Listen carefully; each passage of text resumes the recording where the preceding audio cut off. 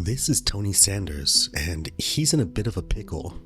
He's being accused of stabbing his fiancée 45 times. Yeah, not great, Tony.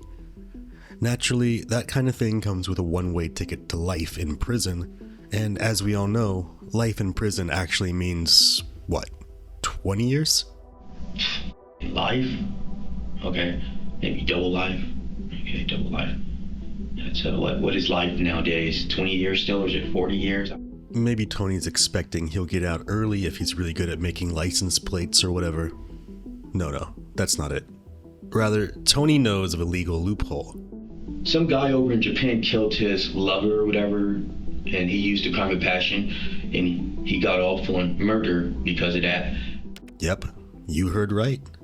If it's a crime of passion, you might just get yourself a get-out-of-jail-free card. Lucky you. Unfortunately for Tony, though, the detectives aren't exactly feeling generous. In fact, they're playing hardball, even roping in his neighbors to spy on him. Real sneaky stuff. I thought you guys would arrest me for a probation violation, because I know the neighbors across the street been watching me. So just how the hell is Tony gonna wriggle his way out of this one? Well, let's find out. He's in your blow right now. Then you go ahead and unhandcuff him. Tony, I know you said you didn't want the water, but I got you one anyways. I can't drink stuff cold. I drink stuff room temperature. That's why I don't drink it. All right. Well, we'll let it sit there. All right. Hey, Tony, this is Detective Moss again with Detective Shank, okay? How you guys doing? Good, how are you doing? Better day. All right. So just so you know, everything in this room is audio and visually recorded, okay? Nope. All right. So, obviously we're here to discuss a situation with you, okay? Okay. Oftentimes we investigate situations, we want to get everybody's take on what happened, right? We want descriptions from everybody. That's what we're here for. We want to have what you have to say, what you say matters to us, okay? Okay. We want to ask you some questions, okay? And then if you have any questions for us at the end, we'll go ahead and answer those for you. Okay. All right. So right now I'm just getting advisory of your rights, all right? All right, having these rights in mind, are you willing to talk to us? I'll talk to you guys, but like I said, I couldn't afford to get the attorney, and they said I couldn't get a state prosecutor because once I was in jail last time, they said I was making too much. Even though I lost my job while I was in jail. So, Okay. Okay. So you do want to talk to us? I'll talk to you guys. Like I said, an attorney is always nice too, you know. Okay. So we just want to get a little bit of background from you, okay? Here, Wes. Push that beside right here. Where's the attorney at? You want to put your glasses on? No, they hurt my eyes. That's the problem. So, public defender, attorney, since I can't afford one, or what are you guys talking about? Well, we can't really give you legal advice.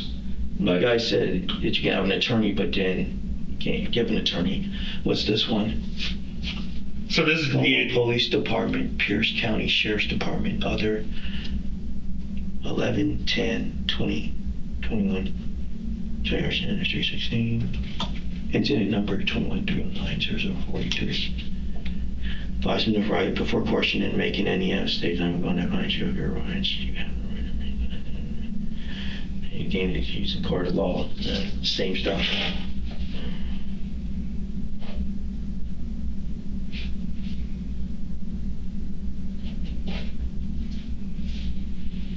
Yeah. All right.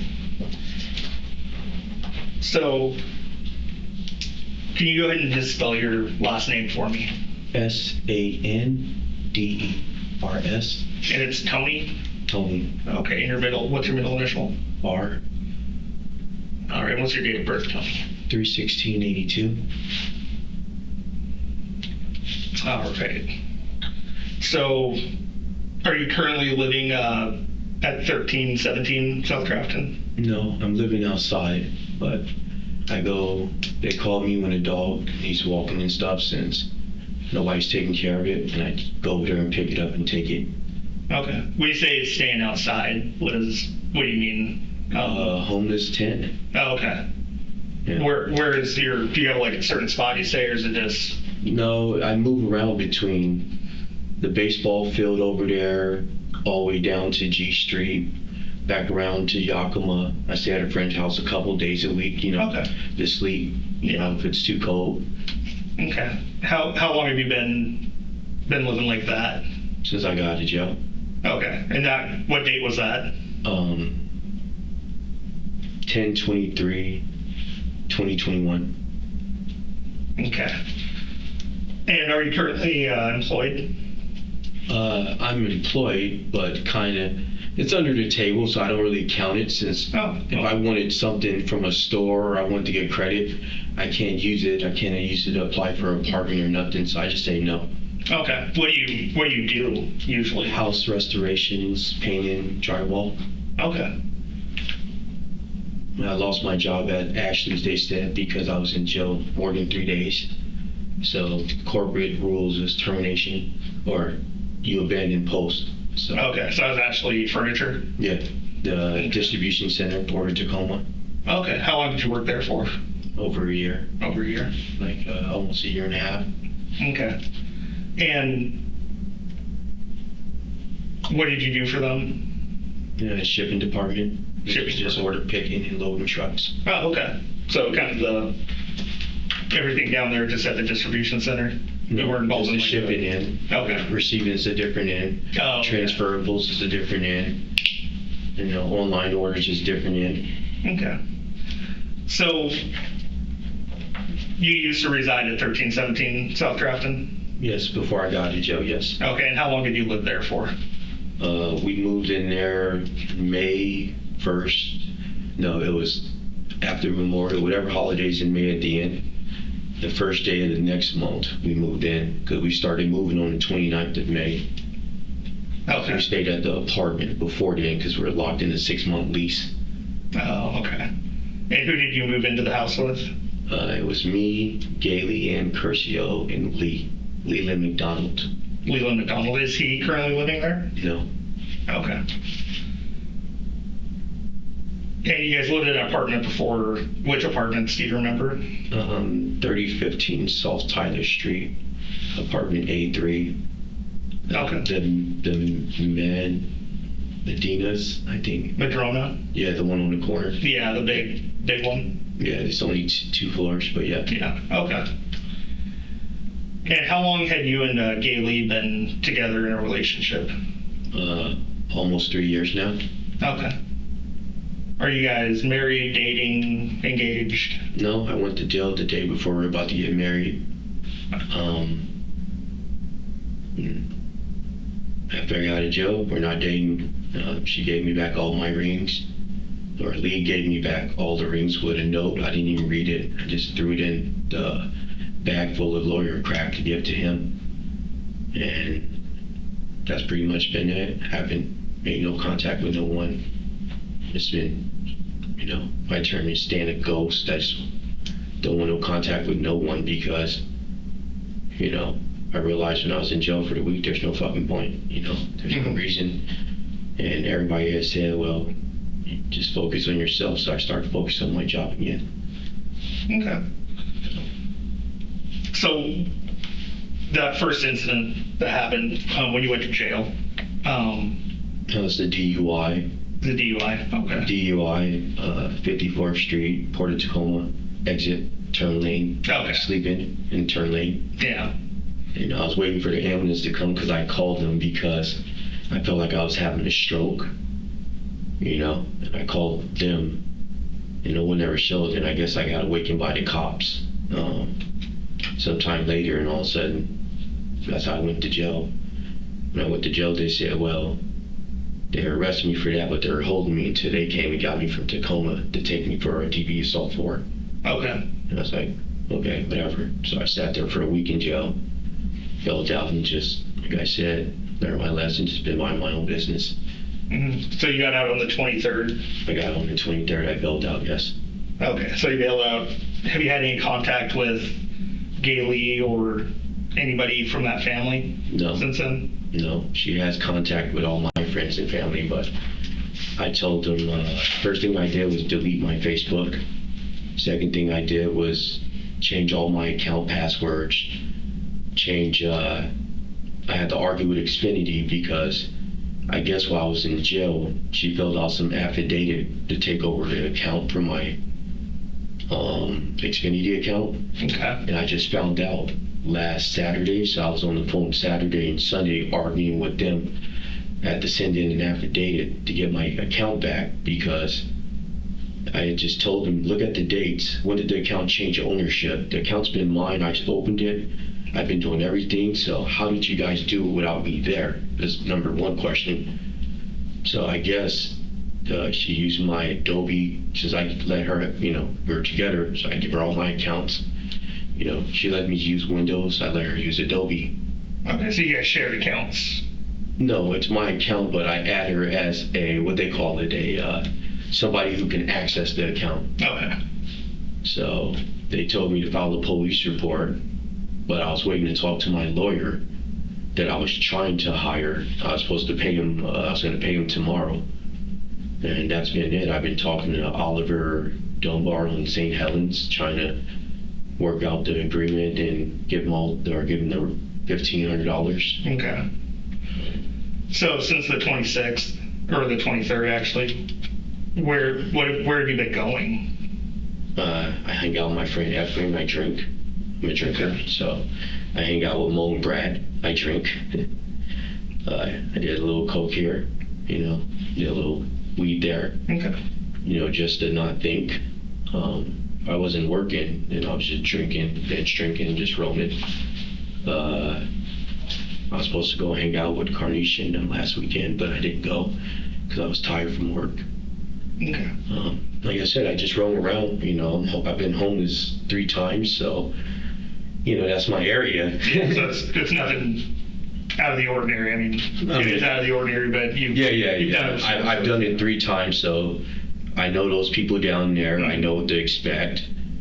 The only thing we do is drink and do the same crap. Okay. Yeah. How often do you go to the house there on Trafton? With most send me a text and say the dog was supposed to have an appointment for the vet. And I told one of them, I said, well, I can't contact her, but since she contacted you guys, just ask her, are you going to come take the dog to his appointment, or can we give it permission to give it to Tony to take it? But I was 2 days late. I thought the appointment was on the 4th because I don't have the calendar in front of me. The appointment was on the 2nd, so they told me reschedule. I haven't rescheduled anything yet because they all said they're booked, and that's the only vet I know. Okay, and who did you talk to?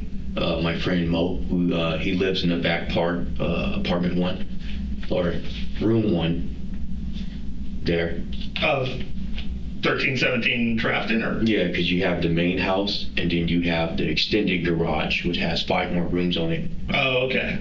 So. Are all the rooms rented out, or? No, only 2 of the rooms were rented out. The reason why is because when I was up there inspecting the place, the roof isn't done right, so it's leaking, and 2 areas back there it's black mold. So okay. That was a project on the to-do list, but the stairs came up before that, the cars came up before that.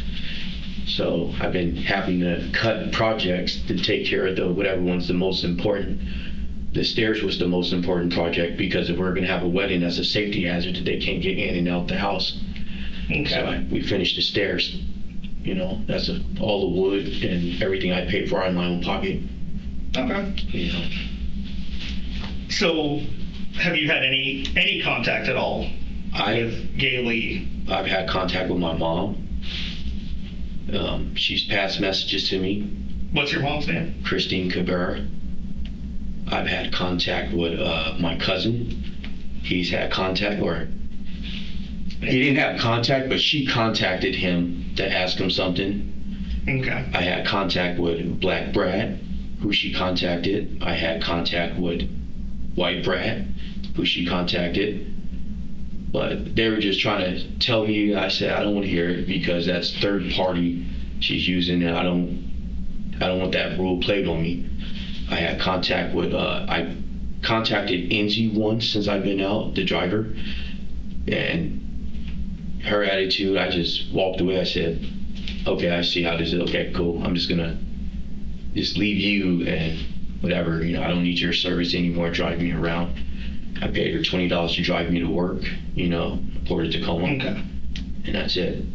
So I have not been in contact with no one, her family, her friends, or the only friends we have in common is Ian and Saki.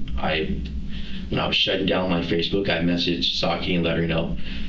I should have took your advice because she gave me some advice on the incident when I went to jail was the 16th. So the 15th that night when I was driving around pissed off, irritated, she gave me some advice on the 14th, telling me, well, maybe you guys shouldn't get married and stuff. But I was like, yeah, but what about all that time and stuff? Like, what does that mean? Like, how do you justify? I said, I understand what you're saying, but I'm like, usually people say work through this and therapy this and psychologist, marriage counseling, all that stuff. And I was like, I'll do anything, but I need a guarantee too. Like, how do you reestablish a foundation that's destroyed by someone's actions? And if you never heard about it, if they never messed up and gave you a weird hint, they let you go investigate, you would never have known. So I said, we would have gotten married, I would never know. I would have thought everything was good, everything was great, I'm home, I work, I pay bills and stuff too, I help out and contribute, and not know the secrets. Okay. So what was your and Gailey's relationship like? Like I said, the relationship was nothing ever wrong. I drink, I stay in my zone sometimes, like when I have thoughts about my dead brother or something stressing me out, I sit in the living room, I drink and process. I don't say nothing to her. I don't go near her. I just sit there because that's how I think. Her process is she locked herself in a room and she thinks, and that was cool. It's like, okay. I let her know, hey, I don't want to be around no one. I just need to process my own thoughts and figure out how to deal with them and how to communicate with them. Hers is she does her way, and I've never had a problem with that. But when you find out that she's been sleeping with 5 married guys 3 weeks before your wedding, like I said, foundation of trust and everything's destroyed. It's like, okay, how they don't make idiot books for dummies on how to communicate with it or how to stay in a relationship with a cheater and liar, how to restart it again. So the last 3 weeks I was stressed. I've gotten into it with her dad. I admit that. I got into it with her dad because, like I said, it comes down to the foundation. If she never said what she said 3 weeks ago, I called my old friend electrician Pradeep that because I was mad at you, in order to hurt you, I was going to fuck him. That's her old fuck buddy. I didn't know. Like I said, my rule in a relationship, I don't care about the past unless the past interferes with the present. Then I have to start researching and looking into it. I don't bring up the past because people use the past as an excuse and reason. One, they use the past also as a way to justify the ends of the mean. I had a good relationship with one of my exes many years ago. Never met her. Was engaged 7 years, and that was it. I broke up with her. I moved on. Life came on. She got married. She has a kid.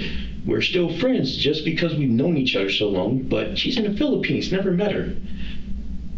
But she couldn't accept that. Friends up there, exes being friends. I'm like, I've never met her. I've known her since 2007. We dated for 7 years. I broke up with her. I've never looked at her because I realized when I got out of jail the first time and I couldn't get a good job again, I'm working minimum wage jobs, this is never going to progress. The amount of money it costs for visas and everything, you have to take care of.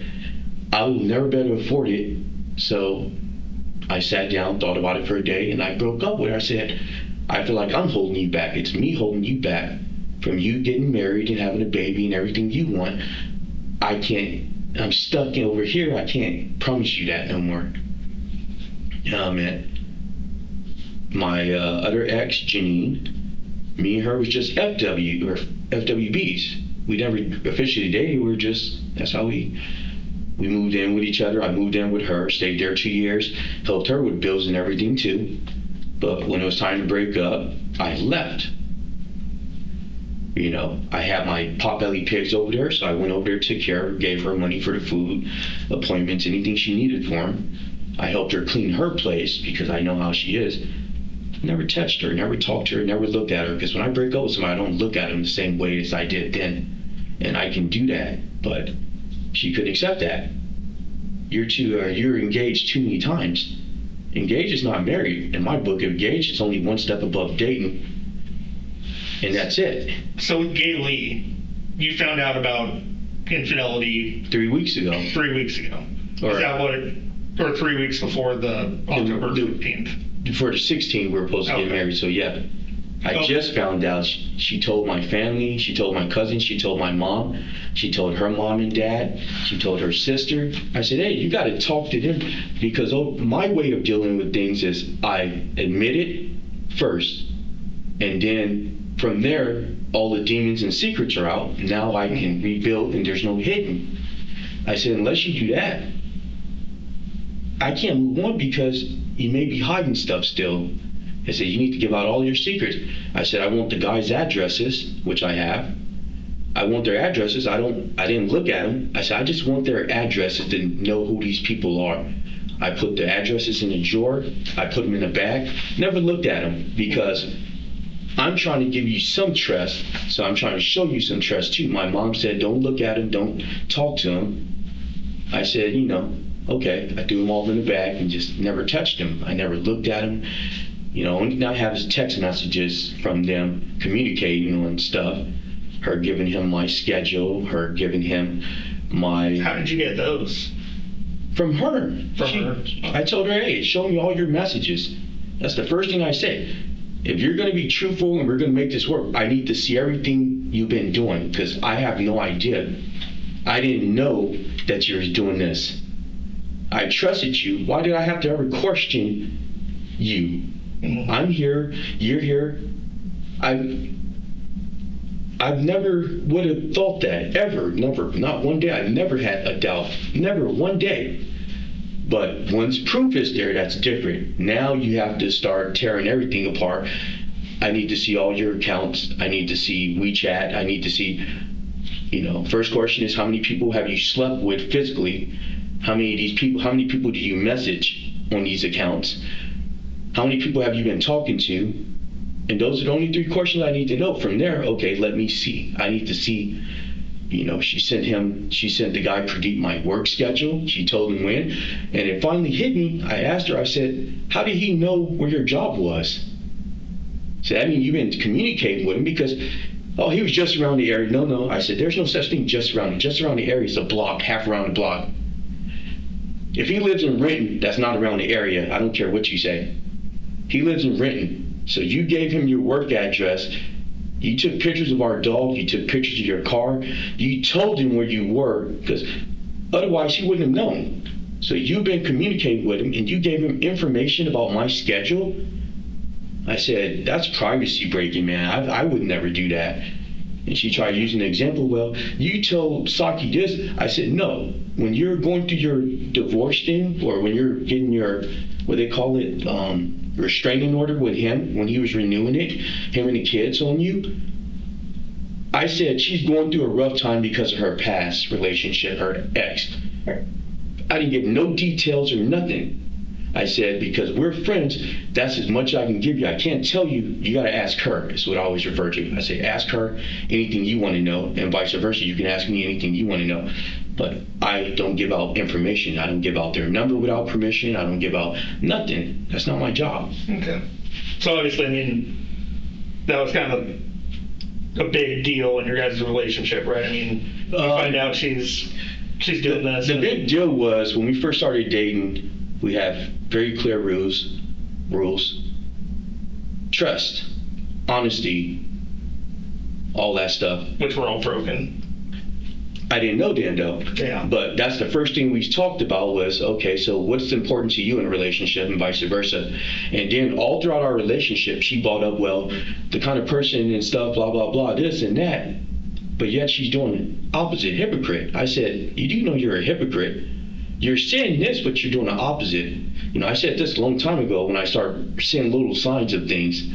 I said, I said, I'm going to tell you something.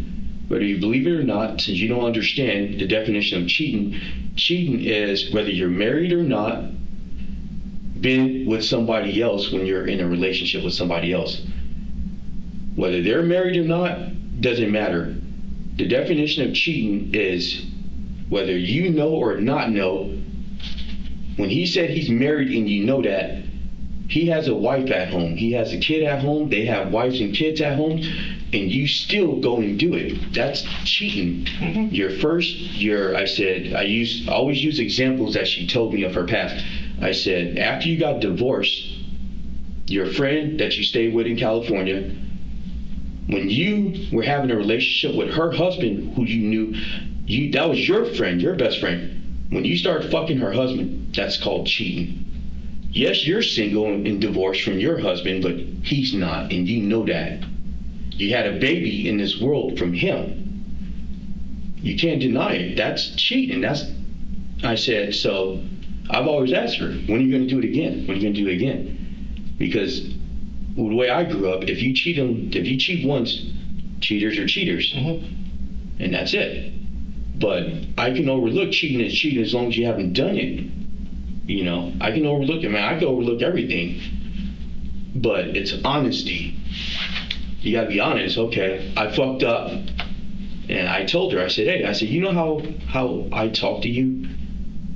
If I fucked up, I would go, Gailey, I need to talk to you. I got some news I gotta tell you. It may hurt you, but I'm gonna be honest with you. Hurt you with the truth, not with a lie. And then you can figure it out from there. And our rule was, if any of us ever cheat, we're gonna break up.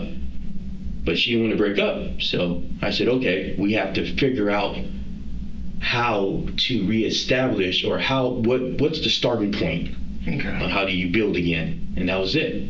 Okay. So I just want to skip forward a little bit here.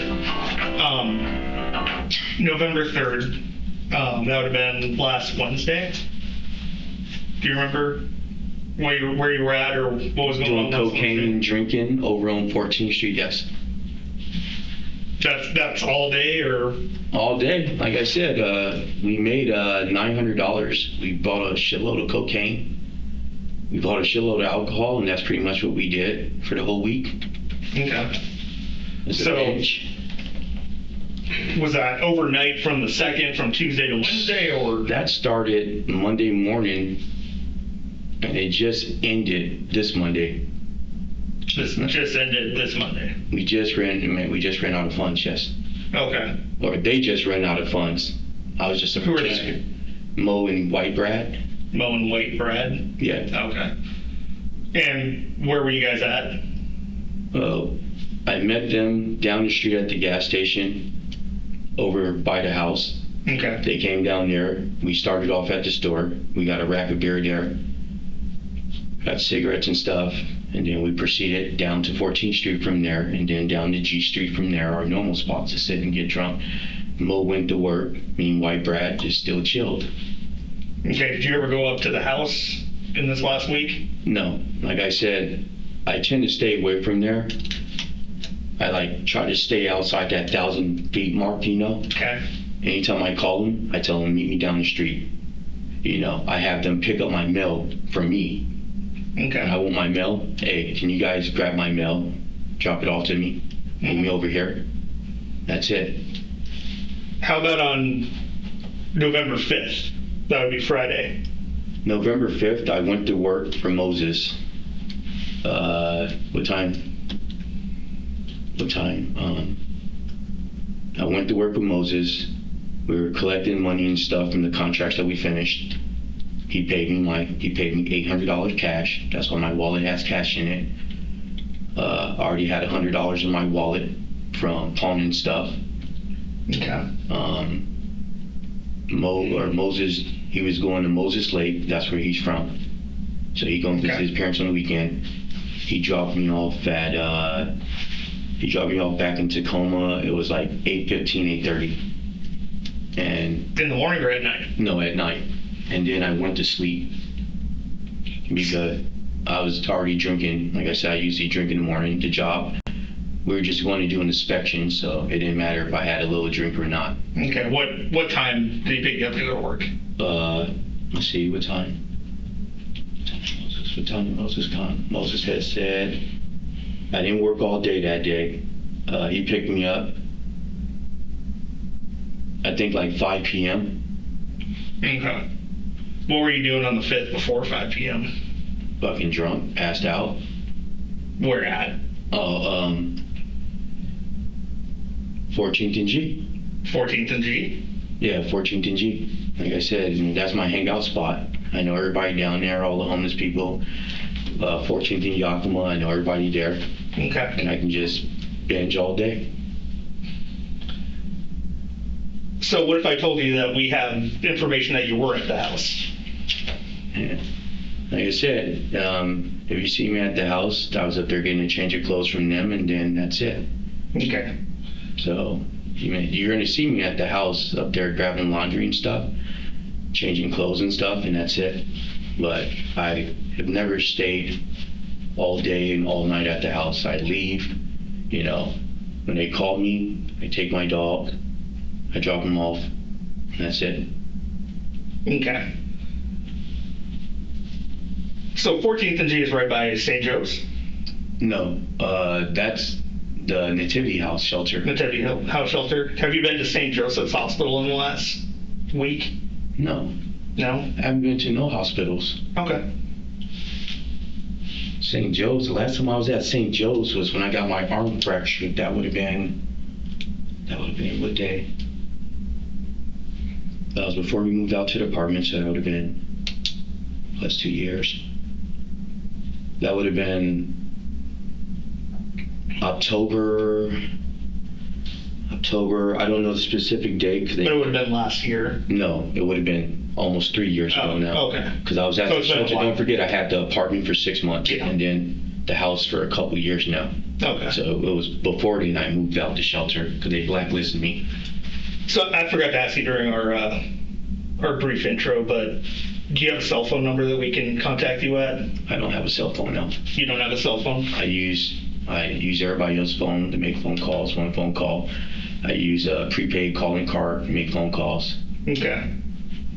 So, what's the cell phone number that's registered to Gailey that's through the Xfinity for all the alarms and everything? She doesn't have one with them.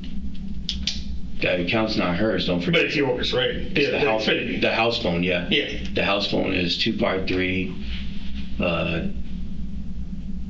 301 4292. Okay.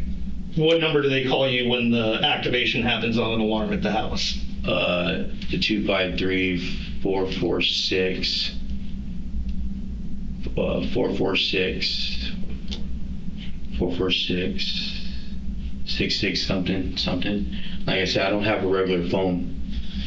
Okay. So, you don't have a regular phone from... Only the house phone. I can access the house phone. Okay. And you're saying that from Monday to Monday, you were drinking, using cocaine, hanging out at 14th and G. I've been getting pretty plastered. Like I said, there's nothing else to do if I don't work. What else am I supposed to do with my time? I've been trying to get a lawyer. That's what I've been trying to do also. Okay. So, Tony, what we do, obviously, is we investigate stuff, right? We have a lot of different methods, a lot of different ways to investigate things. We have access to different cameras. We have access to different phone logs, different location things. I want you to keep that in mind, okay? Because we're here today to give you a chance to kind of explain the situation that happened, okay? Okay. And there's actually two situations that happened. And we believe that you were there for both of them, okay? Okay. Does that make sense? That's why we're here talking to you. I mean, it's No, not like we I just understand. randomly come and get you. No, I and understand bring what you in and guys talk that to they're you, saying. okay? Yeah. So when you say that you haven't been to the house for that long, for any amount of time, I gotta tell you, I don't think that you were at 14th and G for a week-long drinking and cocaine bender. I mean, that just doesn't fit with, you were at the house all day today, right? Yeah. So why would today be the one day that you're there all day? I'm there at the house. But you said you only go there and get a change of clothes or Change your clothes and drink. things like that. But you've been there for a while today, right? Yes, I have. Okay. So No, in the I past understand. week, have you been there for a while? Yeah, I have. I've been trying to pawn off my TVs and everything. Yeah. So that's a little more than you said before, where you just stop, get No. change your clothes and leave. I do.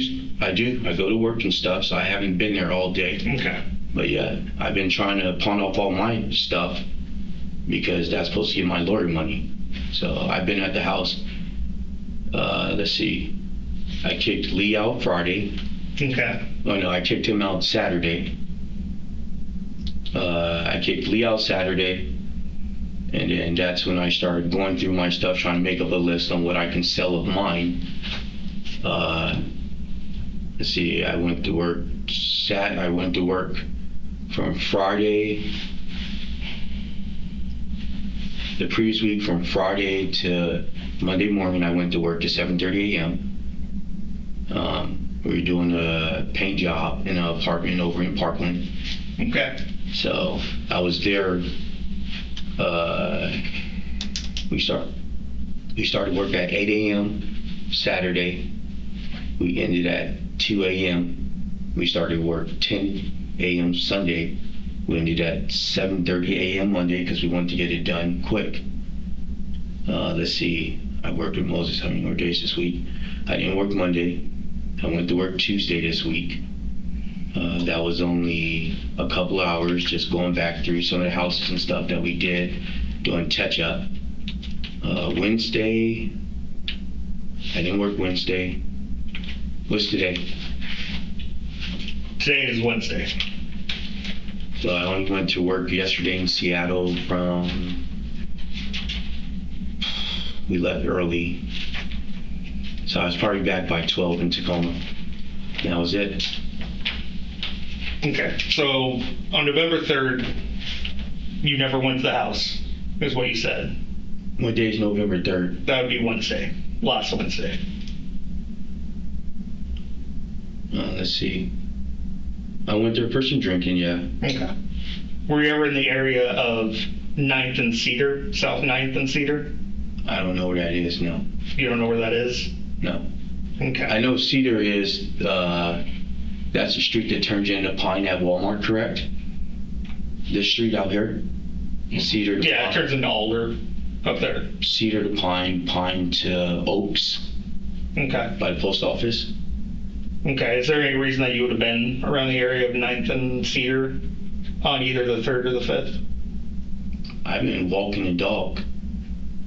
You know, I take him to the park, I take him to Wright Park, I take him down different streets. I just been taking him for walks. I haven't been in no specific area. Okay. You know, like I said, my time to walk the dog is usually 10 p.m.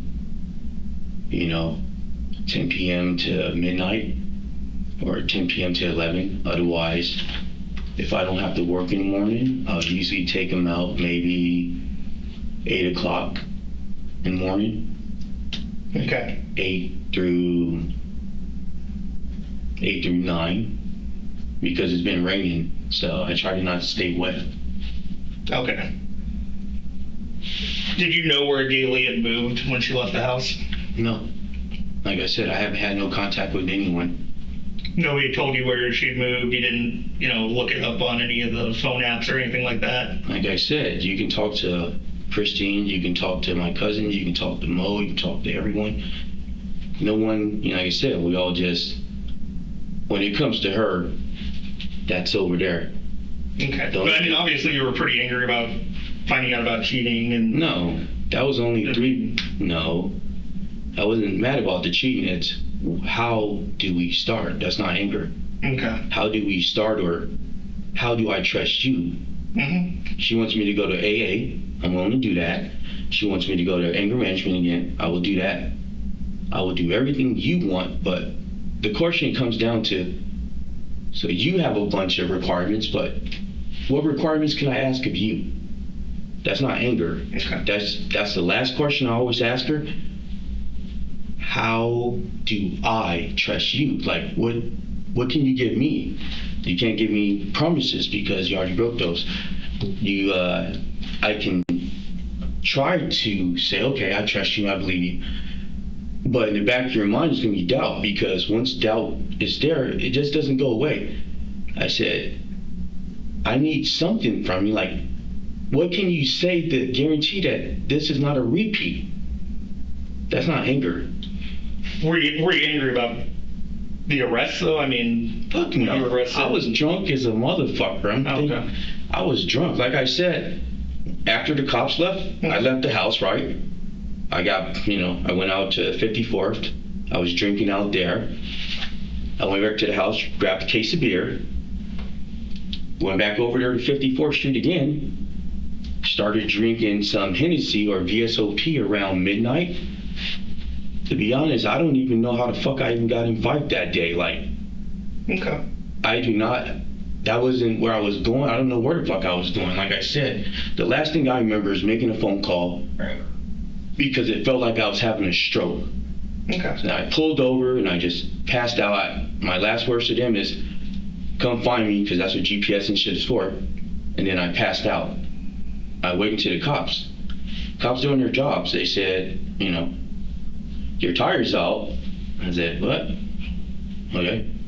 He said, have you been drinking? Like I said, I never argued, disputed, or anything with them. It's just like, I'm fucked. I know I'm fucked, so whatever. It's my own fault. Okay. I don't blame nobody for my own decisions that I make. That's the problem. When I make a decision, I'm completely with it. I've been in jail. First time felony evading. I didn't cry. That was 21 days or 23. Second time I went to jail, assault 2. That was King County. That was 83 days. I never argued. I never disputed. My ex, Rathany, me and her, we don't talk. I never said nothing to her after that. It was just, I went home. Our DOC let me go home to Illinois for 15 days. Every time I go home, my family, everybody talk to me. They cheer me up. They tell me, the positives from this whole thing, and you have a chance to redo.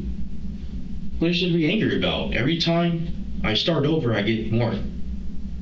I've never gotten less. I lost my good job at Starbucks. I just lost my good job at Ashley's. Jobs come and go. There's 100 fucking jobs out there. Why do I care about that one? But it was their benefits that were good, but you find another one. Okay. So, do you know why you're here speaking to us today? Not a clue. Do you not have any clue about Probation violation. probation violation? The house. Okay. Something that I can think of. Okay. So we're here to speak about a very, very serious incident, okay? And again, that's why we want to talk to you and get what you have to say and everything like that, and we want to get it correct. Okay. So there's an incident that happened with Gailey. Okay, there were actually 2 incidents. Okay. Okay, the first one, some windows got smashed on her car, Okay. and the power got cut to her room at the new place. So, what do you know about that at all? 0. 0? I don't know where she lives, so how do I know about power, windows, or anything? Who else would know where she lives or would want to do that to her? From my understanding, everyone she's communicated with, no one knows where she's been. They said she hasn't been to the house since I was in jail. The last time she was over there was the 21st or 23rd, correct? Okay. That's all I know. The only people she communicated with since then was about the rent money, was Enzy, the Uber driver, or Angelina.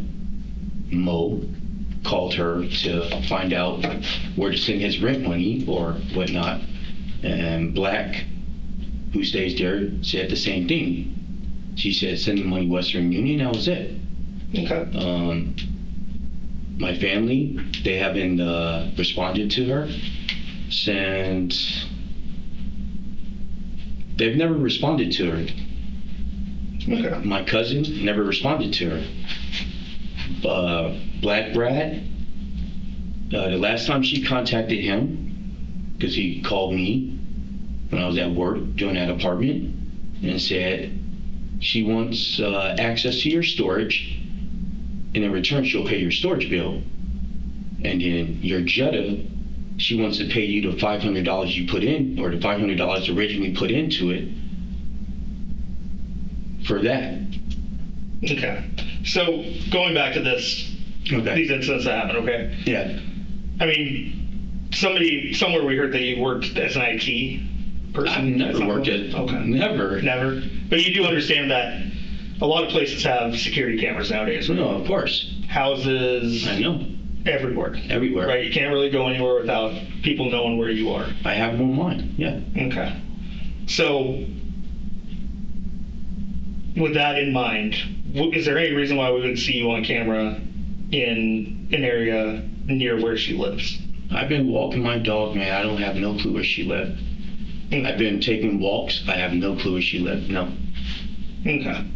So the second incident that we're talking about is a little more serious than some broken windows, okay? Okay. There was an assault that occurred, okay? Gailey was assaulted, and so was a victim that was unrelated to anything. Okay. Okay? So what we're investigating is basically the assault. Okay. Okay, and what we try to do is we try to talk to people.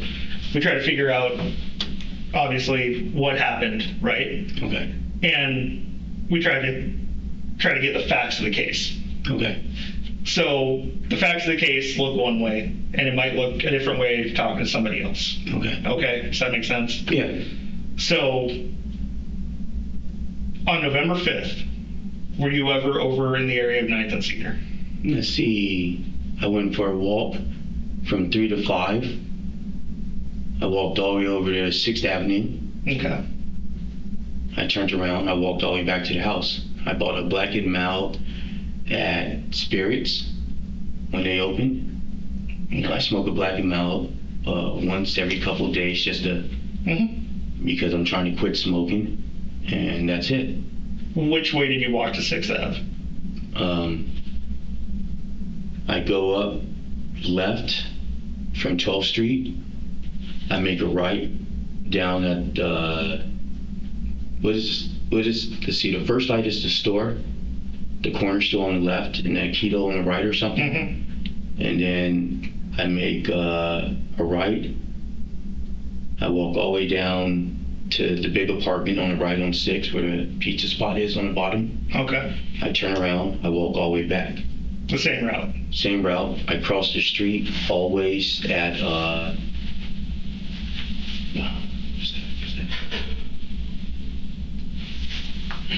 let's see this. Turn over here. Straight. Cedar. I always go back to or 12th. Okay. 12th Street, and I walk back. As soon as I get to the first light on the right, if the light is red or green, if it's green, I wait. If not, I walk down to the next light, which is the Keto, the red light. Walk across the street, do my normal walk. Like I said, since I've been out, I've been doing the same walk. I go for a walk. You said 3 to 5. Is that AM or PM? 3 to 5 a.m. But usually I like going. It just depends. If I work and I worked hard, I won't have enough energy to walk at night. Okay. And then that's why I said, so it varies. If I wake up, because I only sleep maybe 2 or 3 hours, you know, and then I get up, I sit, I read, I think. If it's not raining hard, I walk. If it's raining hard, I don't walk. Okay.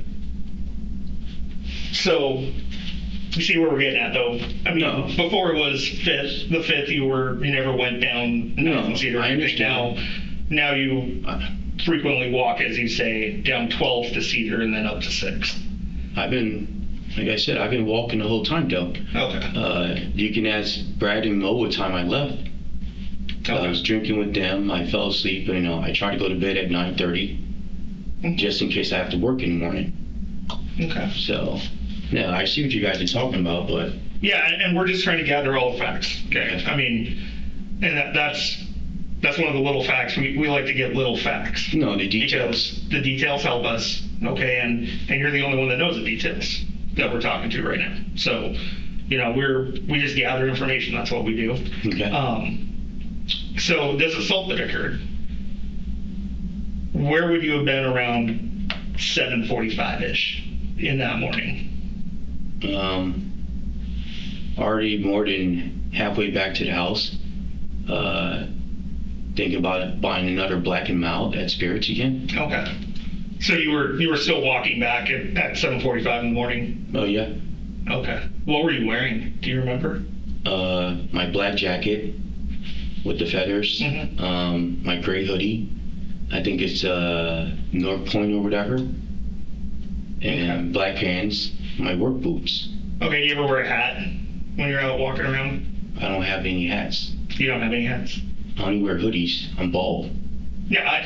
No. It It suffocates your head. Yeah. Oh, So okay. I don't believe in hats. I haven't worn a hat since Chicago. The last time I owned a hat, maybe it was when I was 12 or 13. Okay. Man, I own 2 hats hanging up on the wall in the house, but they're just display. Okay. So you say at 7:45, you're probably halfway back to your house from buying the Black and Mild on 6th Ave. Is that what you're? No, I bought the Black and Mild at Spirits. Oh, and then you walked up to 6th Ave. Then I walked up to 6, turned around, came back, Okay. and then I don't think I bought another Black and Mild on the way back because I still had the first one. Oh, okay. Those things last a while because I do the roll to make it soft so it smokes slow. So you walked back to the address on South Trafton? Yes. Okay, and you say Brad and Mo were both there? White Brad was there, yes. Okay. When did you stay at the house all day, or? Let's see. The 5th. What time did Moses pick me up for work? Or did I work for Moses? Let's see. The 5th would have been. What day? Is that a week or no? That was Friday. Friday. Let's see. Moses went to Moses Lake this week, so that would have been that week, this weekend. That would have been this last Friday. Yeah, so Moses went to Moses Lake that weekend. The only jobs we did was we stopped at the house and what is it called? We stopped at the one customer house. That was, and then we stopped at the house on 34th Street because he had to pick up a check from him. We dropped off 2 things of paint because we went to Sherwin-Williams. And how many houses did we do that night? Or how many houses did we stop by? It's pretty much a collection before his weekend. And then he didn't work me this whole weekend. So I just been sitting around. I did all the laundry. I did all the bedding. I did everything, board. Okay. All the cleaning. Cleaned all the, appliances. Microwave, did the dishes, which took 2 days since there were so many dishes. That's pretty much it, yeah. Okay. So I'm just going to kind of go through this spiel with you again, okay? Okay. Obviously, we have some information, and we're trying to get you to tell us the details about what happened, right? We know that there was an assault.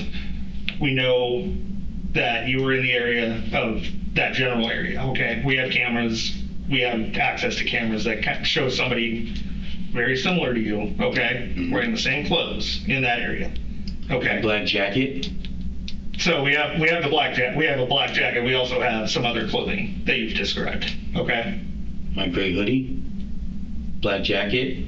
Black pants. Okay. Work boots. So tell me what I'm getting at, though. No, is that this isn't adding up really, right? So first you were saying that, on the 5th you never went anywhere. You've never been to 9th and Cedar. No, I understand. I meant that, Okay. like I said. So then we get to the point where you say, okay, I walked that way. Okay, now we're down to the time when this happened and you're in the area, okay?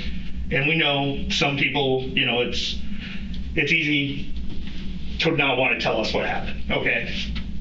But There's nothing to tell you guys. okay. I mean, I just find it interesting. Not once today have you asked, what this was about? Like I said, I thought it was a probation violation. Okay. And you haven't asked about Gailey at all? Why should I? Well, I mean, you guys were together for 3 years. I mean, that's No, still kind of. no. It doesn't You work still that gotta way. have feelings for somebody, right? No, it does not work that way with me. It doesn't work that way? When something's over, it's over. Okay. And me being in jail, the court's up there saying you can't communicate with her, you can't talk to her, no third party communication, everything.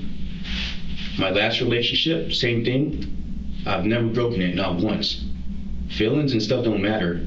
If feelings gonna get you in jail, why the hell do I care? My family, everybody said, you're lucky you didn't get married and find out that. So, no, it doesn't work that way with me. My feelings, I give everything, but the minute somebody destroy them, why do I care? Has nothing to do with me. Court says you can't have no contact with her. Why do I care? Anything that happens outside of whatever the court says, I don't care about. It has, Okay. my feelings come, feelings go. And even though she hurt my feelings, and even though I did, and I loved and I cared, my feelings get me put back in jail. And I know that, and I will never risk that from no one, including her. And 2.5 years, 3 years don't mean shit compared to me having to sit in jail. No. So my feelings, I got out of jail, that's it. It's done. Court, everybody, prosecutor, everybody, my C-Day bail bonds, the lawyer I was about to talk to, everybody said, cut networking, Facebook got cut, cut this, that got cut, change all your accounts, everything got cut. I don't even pay my current bills anymore. I haven't paid, my bill collectors call me, I don't even answer them. Okay. I don't have a job. How can I? Okay. So yeah, the reason I don't ask about her, why? Well, I mean, it just seems like, No. Yeah. Most people would. I normally would, but once I accept and say I'm moving on from something, the difference is between everybody else, they can't let their past go. Okay. The difference between me, once I cut my past, once I separate and say and realize, and after the family and everybody communicate, and they said, you're lucky, move on, take time away from relationships and focus on your job, I've always done it. Like I said, I've been homeless 3 times. I went to jail 1, 2, this time it's 3. I went to jail 3 times, and every time when I focus, everything comes back to me. Mm-hmm. Not the people in my life, but not the jobs in my life either, but my process is I have to start from scratch. I'll go do a minimum wage job, I don't care. But therefore they'll show he's changed, he's trying to do something. I'm not those people who sit on my ass like, oh, I got fucked over, or I'm so sad I'm screwed and all this, and because I went to jail I can't get a job. Bullshit. There's 100 jobs out there who don't care. There's union jobs out there who don't do background checks as long as it's not anything bad and you can pass the drug test. Why do I care? Okay. So Dr. Shank? Okay. So, alright. Tony, yes, sir. I'm going to be really honest with you, okay? This incident happened on Friday the 5th, and today's Wednesday the 10th. Okay. So that's 5 days after that we're sitting here today. Okay. And the reason why we waited 5 days was because we scoured every street, we hit every camera, we went up on your phone, we checked with your car, we've talked to friends, we've talked to her family, we've put a case together against you. Okay. And that's why you're sitting here right now. Yeah, I understand. I'm 100% positive that you are involved in this, without a doubt. Okay. Okay? And so the reason we bring you here isn't because we want you to convince us you're innocent, because we already know that this has to do with you and this has to do with Gailey. The question that we need answered is why. So a lot of times when we bring people in here, they think that, by saying, hey, listen, it's over. We know it wasn't over because she had received threats on her text messages from you. From me. She had received threats, and that was part of the reason that she put out a protection order. From me. The last time, what? Just hold on. Oh, okay, go. Just hold on. And so part of getting our evidence together, we have video from the spirit that you mentioned a couple times. Yep. We have video from across the street where she lived. Okay. And you had mentioned that you take a special route. Yeah. Well, the guy in that route, he doesn't just walk by once. He walks by multiple times. Okay. Okay? And at one time, that guy has his hood down. And he has your hairdo. And it looks just like you. Okay? Okay. And another thing is that these crimes, they happen at a certain time, right? And guess where you're at that special time? Walking. You were right there at that time when the crimes happened. And so we put together this case, and we know that you were in a relationship with Gailey. Mm-hmm. Now, Gailey was stabbed multiple times. And what that tells me is that this was a crime of passion, right? This is someone that, there's an old saying, and the saying goes that we hurt the ones that we love. Does that make sense? Yeah. Okay, I believe that to be very true.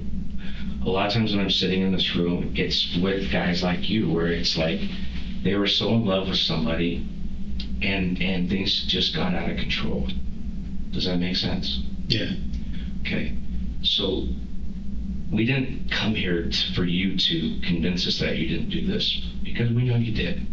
If you guys say I did, man, that's it. Man, what do you say here, man? But the reason that we have you here is because I think some things got out of control. And another gal got brought into this, and she got injured also. And so when we look at this, it's like, did you plan this, or was this just something that got out of control? And that's why we bring you in here, is because we feel like you can answer those questions. Can't answer questions regardless of what you say. You guys say I'm there, then arrest me. Say I'm there. But I'm going to stick to what I say, and I'm not here to, as you guys say, I'm not here to convince you innocence of anything. Mm-hmm. I'm here because you guys brought me here. I thought I'm here for a probation violation, and now you guys up there saying, oh, you're here because of Gailey and Curcio, or Gailey and Valente Curcio, and somebody else. Okay, well, if that's the case, put the handcuffs on, arrest me, charge me. Other than that, like I said, I told you guys, the story changed and stuff, but I told you guys my route. I told you guys my thing. Like I said, show me up there doing a crime. Show me. Mm-hmm. Show me. Give me everything, man. That's how, where I grew up, that's how we do it, man. If you guys gonna take me to court, take me to court. If you're gonna take me to prison or jail, take me to prison or jail. But I'm not gonna sit here and waste my time up there debating with you guys, or you guys up there saying you have all this, okay, do it then. Mm-hmm. You know, it's hard to say something to two detectives since they say they have everything, okay? If you have everything, you're wasting my time here then. And I don't want to waste your, I don't want to waste your time here. We're not wasting your time at all. No, I mean, I don't want to waste your time. That's what it feels like. And you're not. And the reason we brought you here is because we feel like you can tell us why I can't tell you anything I don't know. So you guys say you got this and that. You guys tell me. You guys up there saying spiral out of control and all this other stuff. Like I said, okay, I'll paint you the picture what it looks like without you giving us your side of the story. okay. It looks like you went to a house, you broke out some windows of Gailey's car. Several days later, you go back and you're hiding in that car. And then when she sits down, she's viciously attacked. And it was planned out because you were in the back of a car and you were able to get access to that car through broken windows. And someone came in to intervene on her behalf, and then that person was attacked. So we had known that her power was cut a couple days prior. And so now it's starting to look like everything is premeditated. Okay. And so everything is planned out. And so right now, Gailey, she's in the ICU right now. She's got multiple stab wounds. Okay. Okay. And so now we have to decide, did you plan this out? Or did you go there because you wanted to talk to her and the conversation didn't go well because you were sitting in the back seat and things just got out of control and out of your grasp? And then when the lady came to come help her, you were like, oh shit, I just got caught red-handed. And so you panicked, right? Or did you plan the whole thing? And that was your intention all along, was to stab Gailey up. And then when someone comes and intervenes, you plan to stab that gal up. No, it sounds very good, but like I said, no clue what you're talking about on that end, though. Okay, here's the thing, is we know that you loved Gailey a lot, right? Doesn't matter. You did. It doesn't matter. And then you find out that she had an affair with 5 guys, you said. That would break my heart. And so you're in the situation now where there's some hurt there, and you want her to remedy the situation. You want her to prove to you that this won't happen again. But she can't do that, right? And that's your frustration. And you're drinking, and you had mentioned that you're doing coke.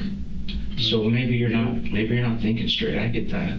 I mean, you have a couple cocktails and maybe you say some things that you don't mean, right? And so I said a lot of things I don't mean. And now the relationship is really, it's at a breaking point. It's either you fix it or you don't, right? And I think that you wanted to fix it, and I think that you didn't see her being able to change.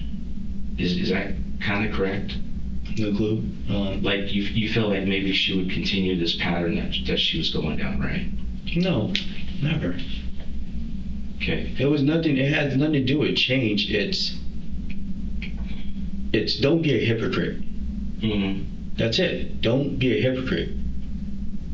That's the biggest thing I don't do. What do you mean by that? Okay. Tony, I don't believe in cheating and stuff and anything, and I believe in, if I am going to get that mentality to cheat, I might as well break up with the current person I'm with, and it avoids all the headaches, correct? So I'm not a hypocrite, because if I break up with you, then I'm not cheating on no one. I see this and this and this for the kind of person I want to be with and everything, but yet you're doing the opposite of what you say. I would never cheat on anyone because you're cheating. I would never lie to anyone that you're lying to. You're lying to the person who's supposed to be the most important to your face. Mm-hmm. Don't be a hypocrite. Okay. Don't say I'm this way if you're not. So you felt like Gailey was being hypocritical? No, man. Like I said, when I realized the way she was and what she was doing, the portion comes down to how do I and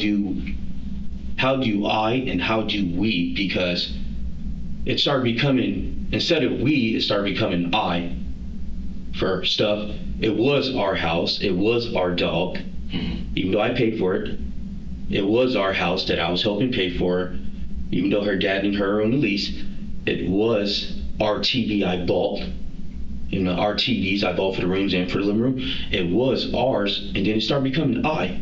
That's the first sign that something's, and I explained to her, hey, you gotta be able to distinguish between I and ours. Because when you say I, it means you. It doesn't mean us. It doesn't mean together. It means you only. My car, I paid more money into that than. Let me stop you there, because I don't want to. Oh, okay. No, man, that's pretty much what I mean. Is, so when you say I, you're saying that she's kind of disassociating herself from you. Is that what you're saying? No. I'm trying to think of a good example, a recent example, before, during the arguments. How long were you guys together for? Like almost 3 years now. November this year would have been 3 years. November 17th. Is that your longest relationship? No. Michelle was 7 years. Rathany was 2.5 years. And how old are you now? 39. You're 39. Okay. I mean, did you want to get married? I wanted to get married, of course. Whose choice was it not to get married? My family's and her family. Okay. They didn't see me as a good person anymore because my temper is, always. They called it arguing, but I call it debating because I don't believe in letting arguments stop. Yeah. I believe if something has to be said, let's all say it now, and then we can have it out in the open, and then now we can start from there on solutions. Why did she move out from that residence off of Junette? Or Trapped. I'm sorry, trapped. I was in jail. How do I know? Okay. I have no clue.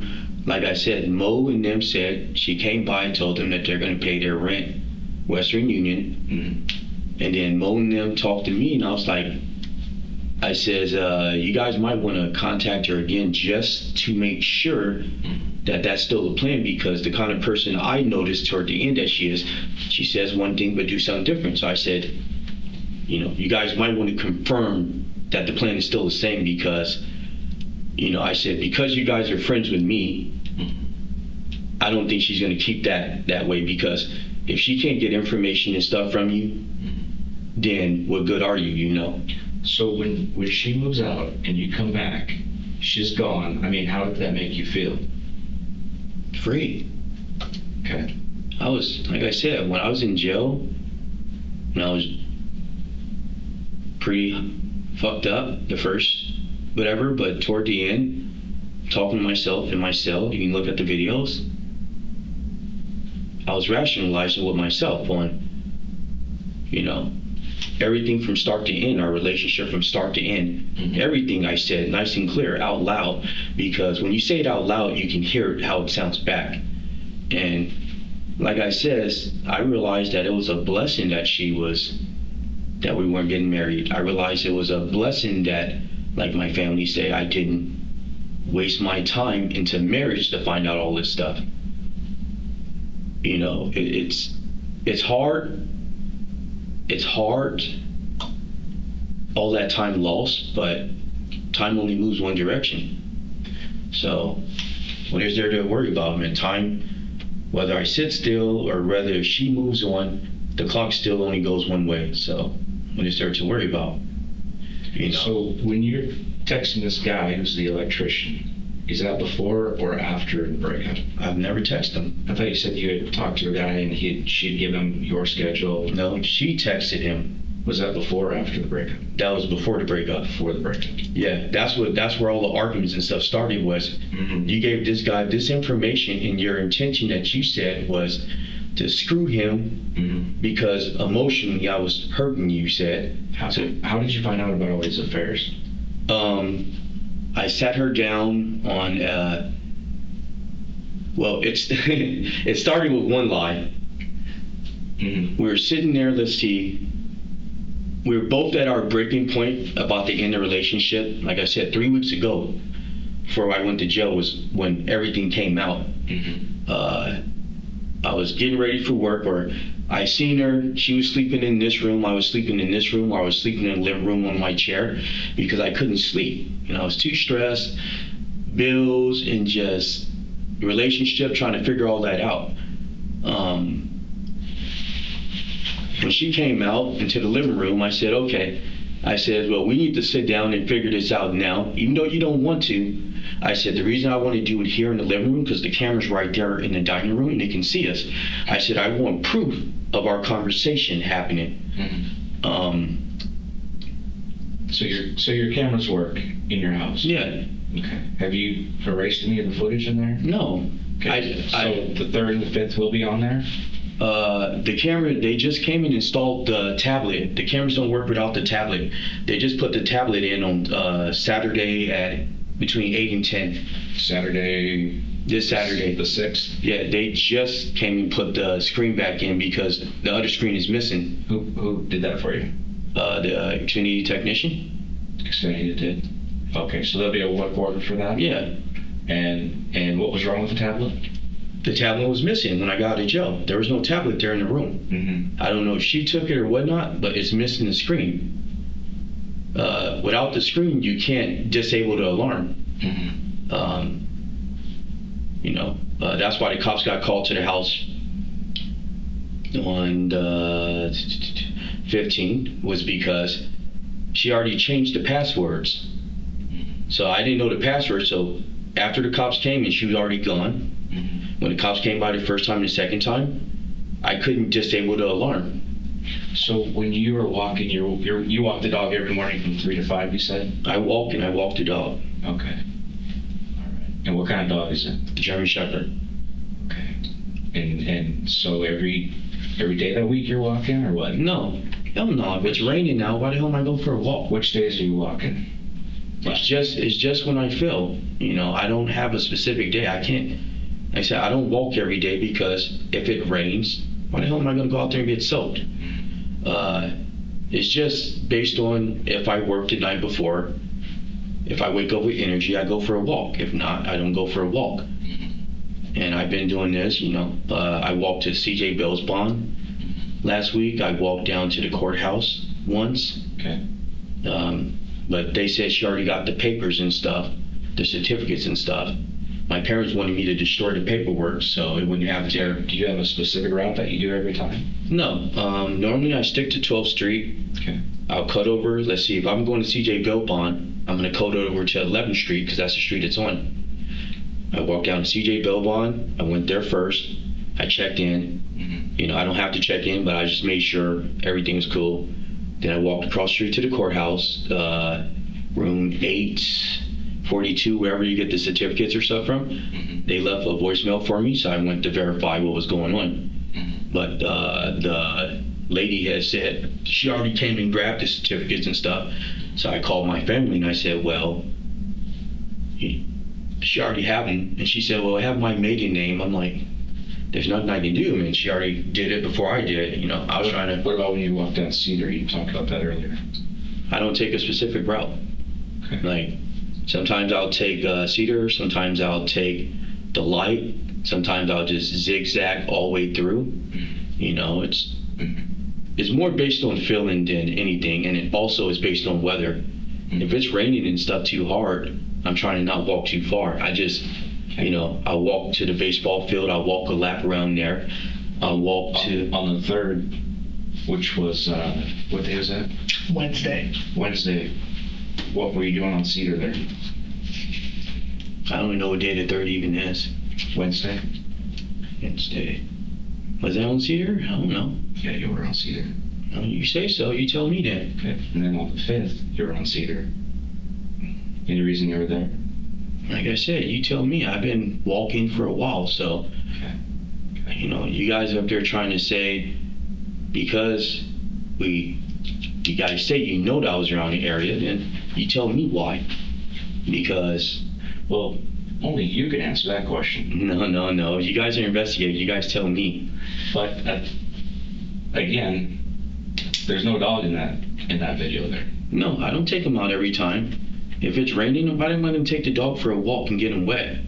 Okay, because Usually- originally when you were talking to him, you said you took the dog for a walk. No, not every time though. I take the dog, usually when I take the dog for a walk, I take him around the baseball field. I take him around that garden right down there at the end, something close, because he has too much energy and he pulls too hard. Do you know how DNA works? Yep. How? You guys have DNA from me from my felony assault too. You guys compare the DNA and then it matches up some percentages wise or something. Yeah. Okay, so it's like a fingerprint, right? Yeah. It's original to you. Yeah. And so, do you know what we found of yours there? No clue. We found a hat. For real? Yeah. Hmm. And it's gonna have DNA on it. And guess whose DNA it's gonna be? I don't know. You guys say it's mine. It's gonna be yours. Okay. And so here's the thing, is, like I told you before, you wouldn't be in here if we didn't think it was you, right? Understandable. We know 100% it was you. Okay. And so, earlier I told you I'm giving you the opportunity to kind of explain why these things happen, right? Yeah. Okay. So I'm going to tell you a story. And it's kind of a dumb story, but it relates to this. Okay. Okay. There's a boy who's in the front yard, and he's throwing the ball against the house, right? He's throwing the ball, throwing the ball, throwing the ball. Dad told him don't do that last week, but he's still throwing the ball, right? Well, he kind of messes up and he puts the ball right through the window. And the dad looks down and he sees the ball in the window, right? And he looks out and he sees Junior out there. And he walks out and he says to Junior, "Did you just throw this ball through this window?" And so the dad knows the answer, right? The answer is, yeah, he did throw that ball. But he's asking his son because he's going to give him two options. He can either tell the truth, and he's probably not going to get in as much trouble as if he lies, right? If he lies, he already knows that he did it because he has him dead to rights. He saw the ball, Junior's right there. And so he's giving him that option to be truthful. Mm-hmm. And so you're kind of in that position right now where we have you dead to rights, right? We know that. You guys say you do. Just listen to me. We know this is something that you've done. And so we're asking you why, because that's the only thing that we can't explain is the why, right? Like I said, your guys' question is as good as mine. Hold on.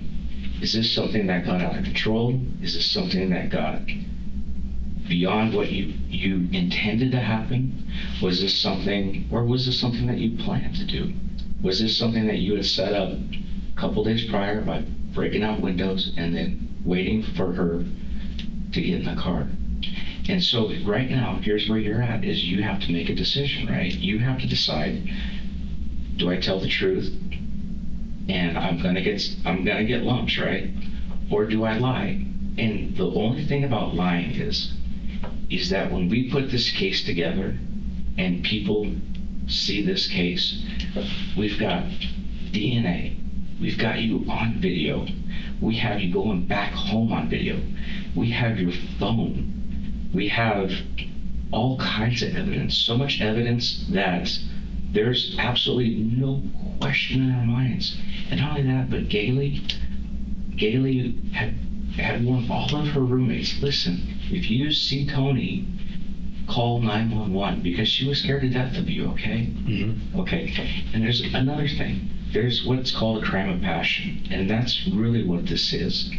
It's where you love someone so much that, like I told you earlier, we hurt the ones we love, right? And I feel like you loved Gailey. I know you loved Gailey, and I know that you're trying to, I know you loved her, okay? I get that.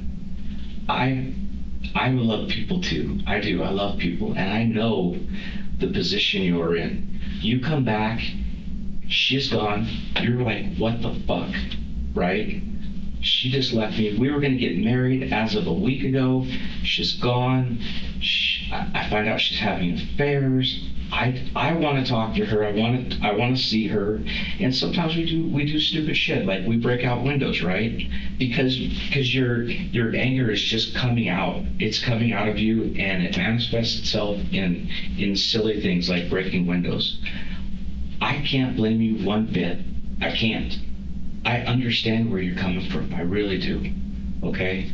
And then the next time, you're in her car and you're waiting for her to get in. And I think you're there because you want to talk to her, and maybe you scared her. I think there was a reason for that. And honestly, things get out of control. This is what I believe you are, is you're in a position where there's so much love there for her that you just can't be without her. And I get that, man. I understand that. We all understand that because we all are grown adults. We've all had relationships. We all love people. I mean, this is human nature, right? And that's why I said before, we hurt the ones we love. But we can't paint your picture for you. This is your story, Tony. And when we put this stuff together and we present this, and you're here denying it, and you're saying you didn't stay there this week, but it turns out later you did, or you say that you don't go down Cedar, but then we see you on video, and you're going back and forth, and you're actually at one point looking in the bushes, and then, We see you running from the crime scene into the alley. We see you prior to that, you throw something in someone's yard. I mean, dude, it is so there. And I know that you don't believe that we have it all here, but we fucking do, man. And I wouldn't be sitting here right now telling you that unless I was 100% truthful. Okay. And so I want to give you the opportunity to clarify what happened, because you are the only guy that can answer these questions. I don't think you're a horrible person, and I don't think that you're someone who's going to plan this shit. I think this shit just got out of control, you know? And Tony, I'm not here to convince you did this. I'm not. You guys are. You guys saying you have past proof and all that. Tony. My thing is I'm not going to break my probation violation, so Tony, I'm sticking. The probation violation is worth more than all you guys. Tony, listen, we're beyond probation, dude. Like I said, if We you're are so- probation, let's just go, just lock me up and let's go and deal with it then. I don't care what picture you guys paint. Tony, with all this evidence that I'm putting forward here, Hey man, we're past probation, man. okay? Right now, I'm the best friend that you've got. Man, don't give me none of that. Like I said, I'm going to stick to that. I'm not going to break my probation for anyone. So if you guys say you have all the proof evidence, everything, I don't care what picture Tony, you paint. just by you walking past her house is breaking probation. Like I said, And that's on what video. house? What house? That's on video. It's a What night house? Cedar. Okay, you want one further? I've got you coming from that house in the backside of her house. I've got you looking into the bushes.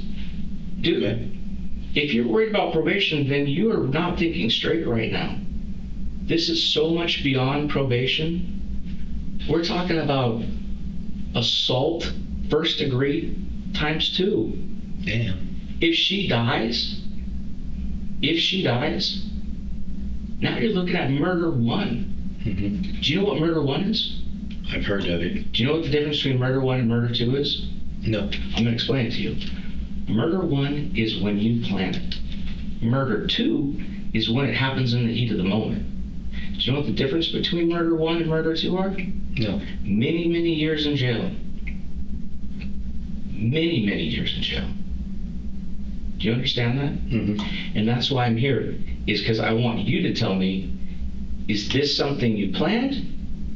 Is this something that happened in the heat of the moment, like I think?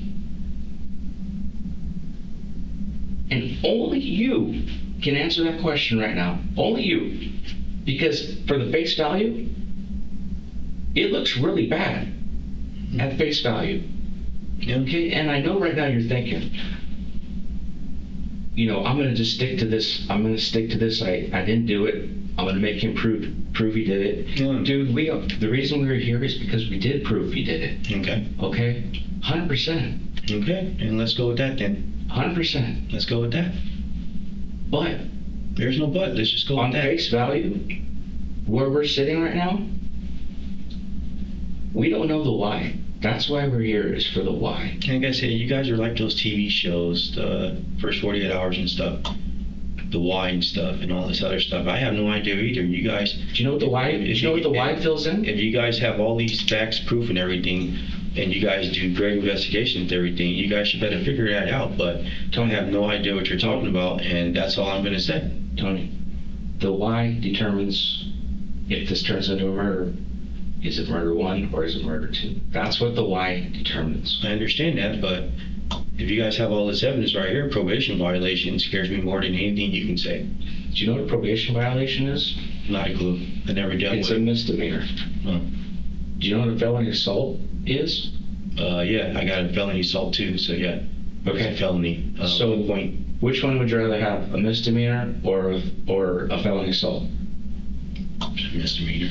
Exactly. So I think you've got your mind kind of wrapped around the wrong thing here.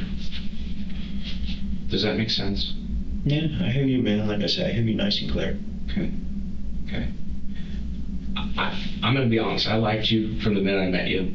At first, I heard that you were kind of fishing around for your glasses, but then I got to talk to you, and you know, you seem like a good dude. Honestly. Honest people get hurt the most. Okay, and I'd agree with that. I think you were honest in your relationship with Gay Lee, and I think that she fucking betrayed you. And I think she broke your heart. And you tell me that she didn't, but I don't believe that. I know when a guy's hurting, and you're hurting. I could tell. I'm a grown man. I understand this. I understand relationships, and I know exactly where you're coming from. And it sucks when you can't trust the person you love. That would be the worst feeling in the world. And you were put in that position, and you know what? You didn't do anything to deserve that. Nothing. And she fucked your relationship up. She left you hanging out to dry. You come back and you're holding the bag. That's not fair. You got kicked out of your own house. That's not fair. Life isn't fair, man. It isn't fair. You got dealt a bad hand here. And I understand that's where this is coming from. I get that. Right? I get that. Yeah. But let's just be honest, man.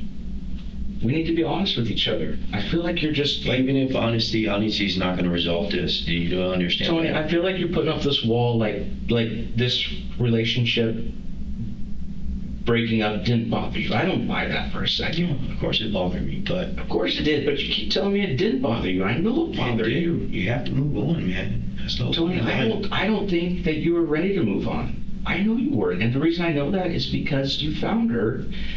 You found her, dude. That meant that you. So here's my question: how did I find her? I don't know. I'll tell you what I had heard. Do you want me to be honest with you? Go. I heard you were an IT tech. Yeah, right. I heard you were a computer guy. No, I'm a computer guy, but never IT. Okay, so that's the wrong word. I just know Listen. how to work a computer. I know how to work a cell phone. I know how stuff works, but that's it. Now, am I a hacker or anything? Hell no. Okay, I heard that you're good with computers. And I know that I'm not, okay? But it's not hard to find people. It's really not. I think that you guys had probably accounts together, like phone accounts. Nope. No? She paid the phone bill. Okay. Tony, I'm not gonna... She paid the phone bill. I paid the storage. That was... Hey, They both cost the same amount. No, I'm just telling you, I'm gonna be... You guys want honesty. The way our deal worked, the cell phone bill was $357. The storage, or no, it was $256. The storage was $256. So she paid the cell phone bill. She only paid for 2 lines. The third line was free, which is my line. I paid the storage. That's why she got to use it. I add her own account. I didn't add her own account that way. I gave her access. Same thing with Adobe. She paid Windows. I paid the Adobe. They're both $14.99. Can I stop you real quick? Yo, And look at me for a second, okay? I don't know how you found her. I don't. And to be honest with you, I don't think that matters. But listen. I'm listening. Your phone is downstairs. Her phone? Her phone. Okay. There's a phone downstairs. We're going to get into that. We're going to get into your house. We're going to look at the cameras. We're talking to your roommates right now. Okay. When they heard that Gailey was in the hospital, one of them started crying. And, you know, we're going to figure all kinds of things out. You said you don't wear hats. You said you have 2 hats that are hanging up. When I talk to your roommates, what are they going to say, right? They're going to tell you the same thing. What are they going to say about you walking in the morning? What are they going to say about this and that, right? So there's so much gaps we're going to fill in later. They're going to tell you the truth. Tony, we're going to fill all those gaps in later. But I'm being honest with you because I haven't lied to you once tonight. Okay. I don't know how you found her, but you did, and that's all that matters. Okay. And thing is the guy across the street had a Ring camera. I know. Okay, the guy had a Ring camera. We've reviewed all that video. I know. That's how I know everything about what was going on. Then you have the house next door that has a doorbell cam too. You have the house next door that has a doorbell cam. You have my house that has 6 cameras. I know every house that you know. I said, So you know the house across her street had the camera, right? Yeah, the lady with the red car, or they have the red SUV, the white Volkswagen Jetta, and another SUV. And where's that at? Right there in front. Of what? What streets? I'm not sure which streets, to be honest. Okay. What area?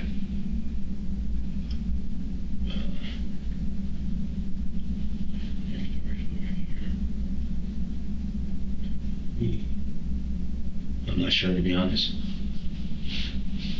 Okay, so Tony, you obviously know where she lives because you just told us that you knew where the cameras were and you just described them. No, I'm talking about the cameras on my neighbor's house, man. The house next door to us, the Mexicans have a doorbell camera. Because she lost her dog and she came to us to ask, did I see anything on my cameras? But the dog was taken off over here at the end of the driveway into Trapton. Can I stop you? Go.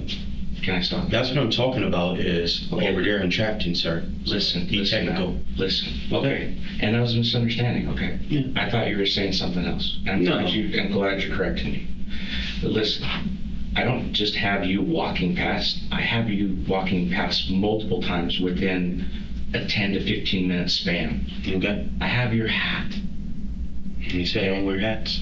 I have a victim who just gets a protection order against her ex-boyfriend, who's now in the area at the exact time that she's assaulted. Okay. Okay? I know how it sounds. I know how it looks. Listen, dude, it doesn't sound or look anyways. That's how it is. That's how it is. That's what you guys keep saying, so. And so, like I told you before, man, I'm not here to convince you. I'm not. I'm here to clarify things and to get your side of the story. Yeah, I said my side of the story doesn't matter, man. I think it does. It really doesn't. If it didn't matter, you wouldn't be here. You guys got me here yet otherwise, so my story doesn't matter. It's what your guys' story says. That's why I'm not concerned. How could you not be concerned?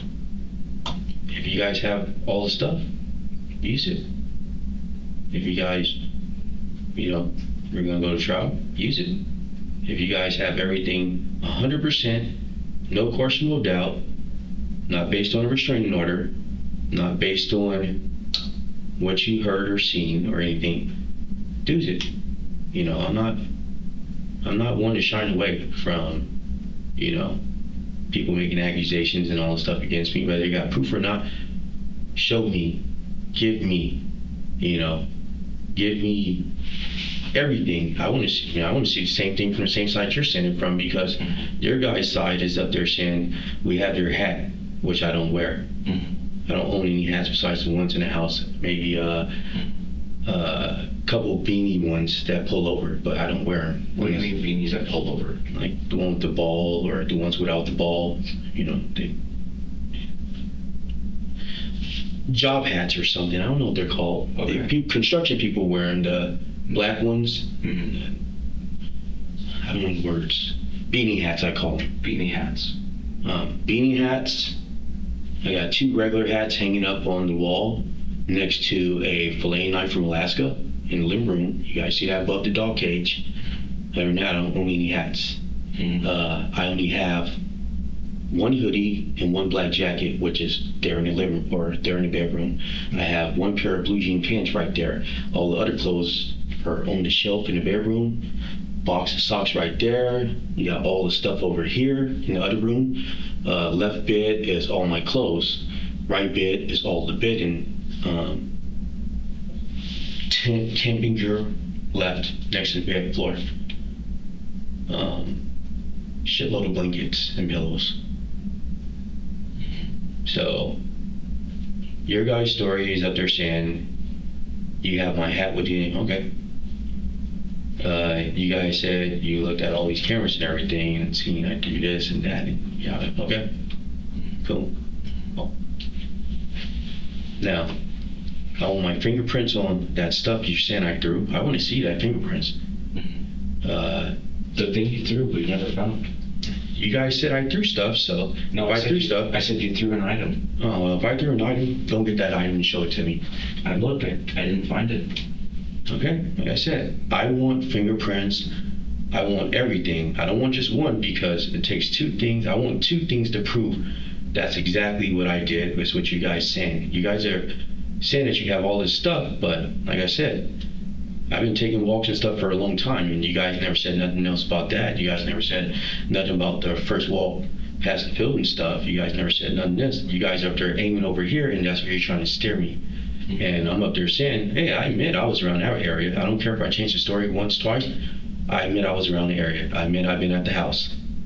Yes, I admit that. Okay. So, Why were you at the house?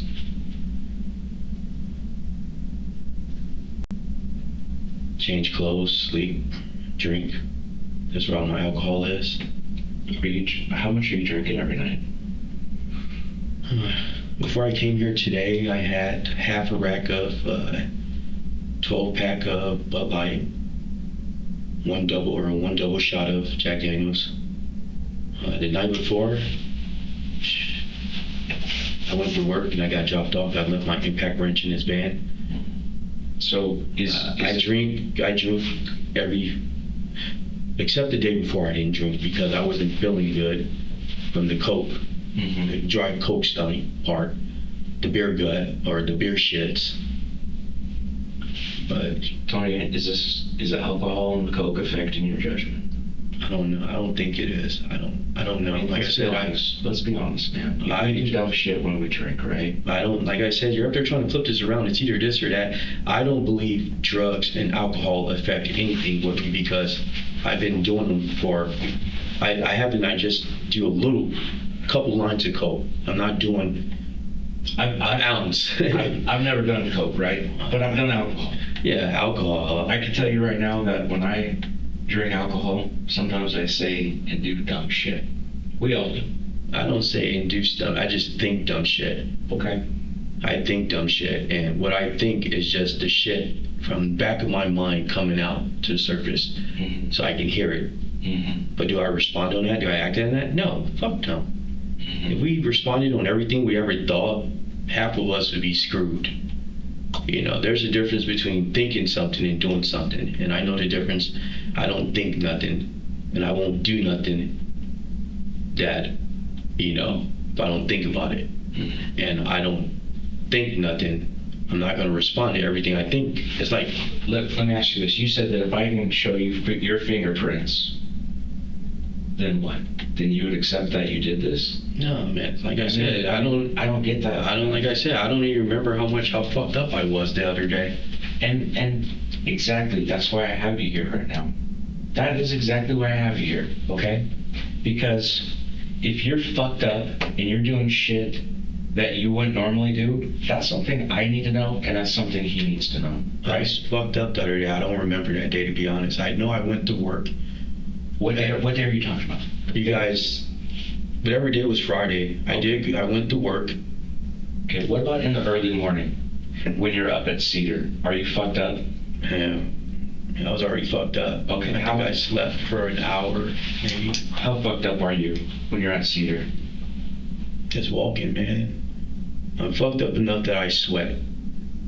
You know, you don't sweat until you consume too much or something, and then your body starts trying to burn it off. Are you on alcohol or are you on dope? Coke. Alcohol, a little coke. Okay, so you're not in your right mind, right? Like I said, I don't even remember half the last 3 weeks that I got in jail. I don't even remember maybe 4 days of the whole week. And that's why I have you here right now, dude. Because I don't remember last time when I went to jail. How the hell I even got down to 5. Okay. I drink to Tony, cope with life. Could you have made a bad decision because you weren't in your normal mind? I don't know. Like I said, I mean, dude, you've got to fill in the blanks, not me. I know, and I'm telling you, I do not remember. I've been so fucked up lately. Well, listen, man. I've been getting fucked up in order not to think about my past. You are at Gailey's house on the 5th. It's 7:45 in the morning. You get into her back seat, and she gets in the car. What happens then? I don't know. Tell me, dude, because only I'm telling you, know. no. I told you, I've been so fucked up. I don't know what day it is half the time. I can't fill in something I don't remember, sir. Okay, listen, I've been drunk before, right? This isn't my first rodeo. Man, Okay. 1.82, 2.82, percentage don't matter. I've been there. Listen, man. You're coming around. You're coming around. I know I know it's hard, and I know you don't want to talk about this, but we have to talk about this. Like I said, I don't remember. That's what we're going to talk about. You guys fill in the blanks for me since you're investigators, and I'm just going to go, Okay, let me put it this way. What knife were you carrying with you then? I don't have, you guys took all my knives. I went to jail last time. No one? They took my knives. You said there was a buck knife in your house, hanging on the wall. Or It's not a buck knife. It's a salmon thingy for filleting salmon. Okay. It's a little. No, it's. The shape is this. It's curved, and there's a little handle right here. The hole. I don't know how you use it. I've never used it. I got that from my roommate from Alaska, or Lee, and I've never used it. It was just a collector, so it had a mental, but the dog ate it. I've never used that. I've never touched it. It's still got the plastic on the blade. He ate the mental. I hang it up on the wall. Okay. So The only other knives I have at the house are my kitchen knives. The only other knives I have beside that are the ones in the kitchen too. My whatever knife came up missing that night when I got the DUI at 5. I'm missing two full sets of keys. all right, but that's kind of beyond the point, really, to be honest. Like I said, I don't own any knives. Okay. I don't own any guns. I say I own guns. I don't own any guns. I'm a felon. So let's go back to the 5th, right? Okay. Okay. You said you're fucked up. I've been fucked up for a long time. So you tell me, because you asked me the question before, is how did you find Gailey? How did you find her? I never found her. It obviously did. You guys say so. Like I said, Listen, man, I'm not playing this cat and mouse game with you. I'm not an IT guy. You guys can go and look at all my job history. That was the wrong word. I've never been. I'm okay with technology. Yeah, I'm not a technician at a tech company. I'm not a technician or anything for a phone provider or anything. So no, I'm not that good. Okay. Do you realize that there's 2 surviving victims here, Gailey and this other gal? I don't care how many victims there are. What are they gonna say? What are they gonna say? They can say whatever they want. There can be 100 victims. There can be 100 survivors. I have no idea. Tony. No, I'm just telling you the truth. I have no idea. Tony, listen, man. I have no idea. Listen, the denial, you can deny and deny and deny and deny. It's not denial. Like I said, that's proof. That's facts. I do not remember that day. Okay. So I do not remember that week. I remember I went to work a couple of days. I remember when I wasn't working, I was getting fucked up. okay, where did you go that morning? You took your car somewhere. I don't have a car. You have the Jetta. I don't have a car. You don't drive a Jetta? I don't have a car. I'm not saying you have a car. Do you drive a Jetta? I do not have a car. Do you not hear me? I do not own a car. I do not have a car. Did you guys see a car in the driveway? I do not have a car. There is a silver Jetta associated to Gailey. Yep. Where is that car? I don't know. That car's been gone over a month if you read her text messages. That car was gone before the relationship was gone. Do you have access to that car? No. Okay. I do not. The only car that's there is the Audi, and that thing doesn't run. It has no motor. We bought it with no motor, and it's still sitting there in the driveway. I do not have access to no cars. I do not have a car. I have not been driving a car. I have not been driving since I got out. Okay. That's why I walk. So you said you've been fucked up lately, and that you don't have a memory of what happened. And I have a feeling that that's kind of what you're gonna lay down for why you were in the area, right? No, like I said, And how I've been just walking around randomly. Now you guys understand that and she how lives this- over there. And how this could happen, is because you were intoxicated or blackout drunk or something similar to that. But the question is how would you know that she lived there? And so that doesn't jive with us Like I either. said, I don't know where she lives though. That's the problem. The You thing- guys up there saying you have all this. Here's the thing is we know you know where she lives. I have no idea where she lives. Because we have you on film. I don't care. You can have, Lurking around her house. you can have a Barack Obama on film. Doesn't mean that it's theirs. I have you leaving the crime scene carrying a bag. Yeah. Guess what she's missing? No clue. A bag. Oh, yeah.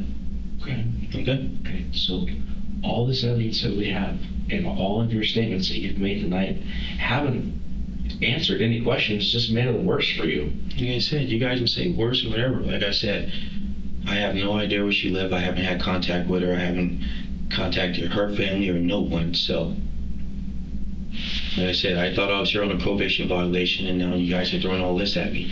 Okay, throw all that at me.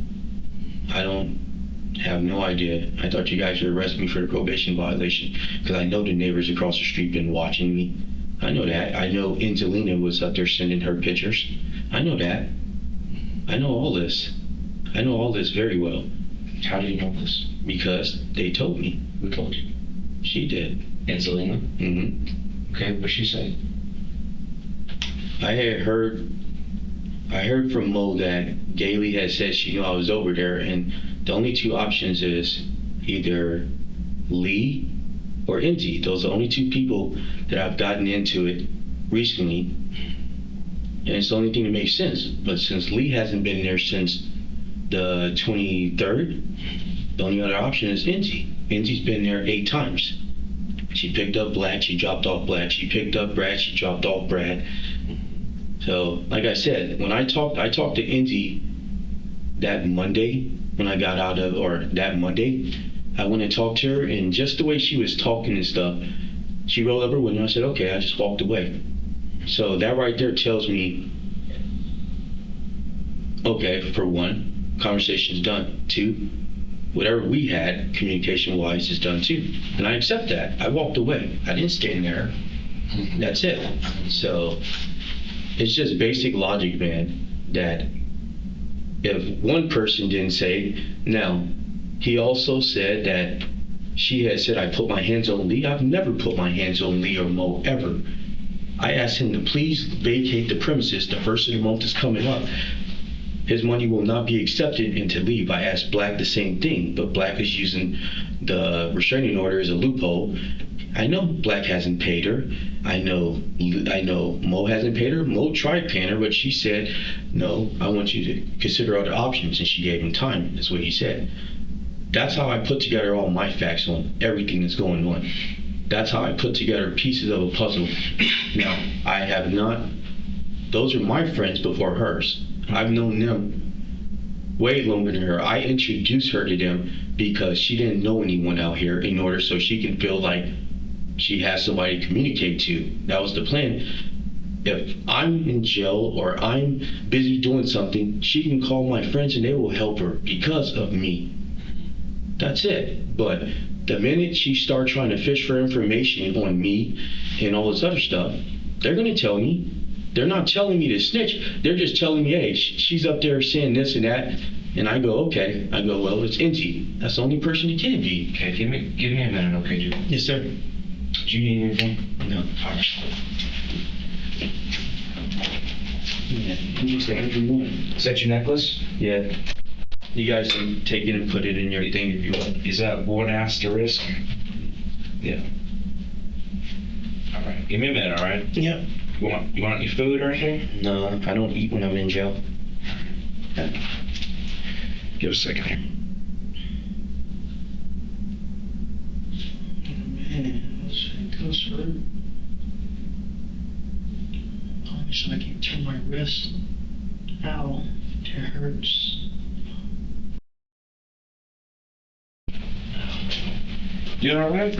Yeah. Tony, sorry to break away from you there. I got a message and I thought I should respond to that. No problem. You guys just doing your job. So basically, the message I got was from my sergeant. When they got you today, you ran out the back, right? Yeah. Okay.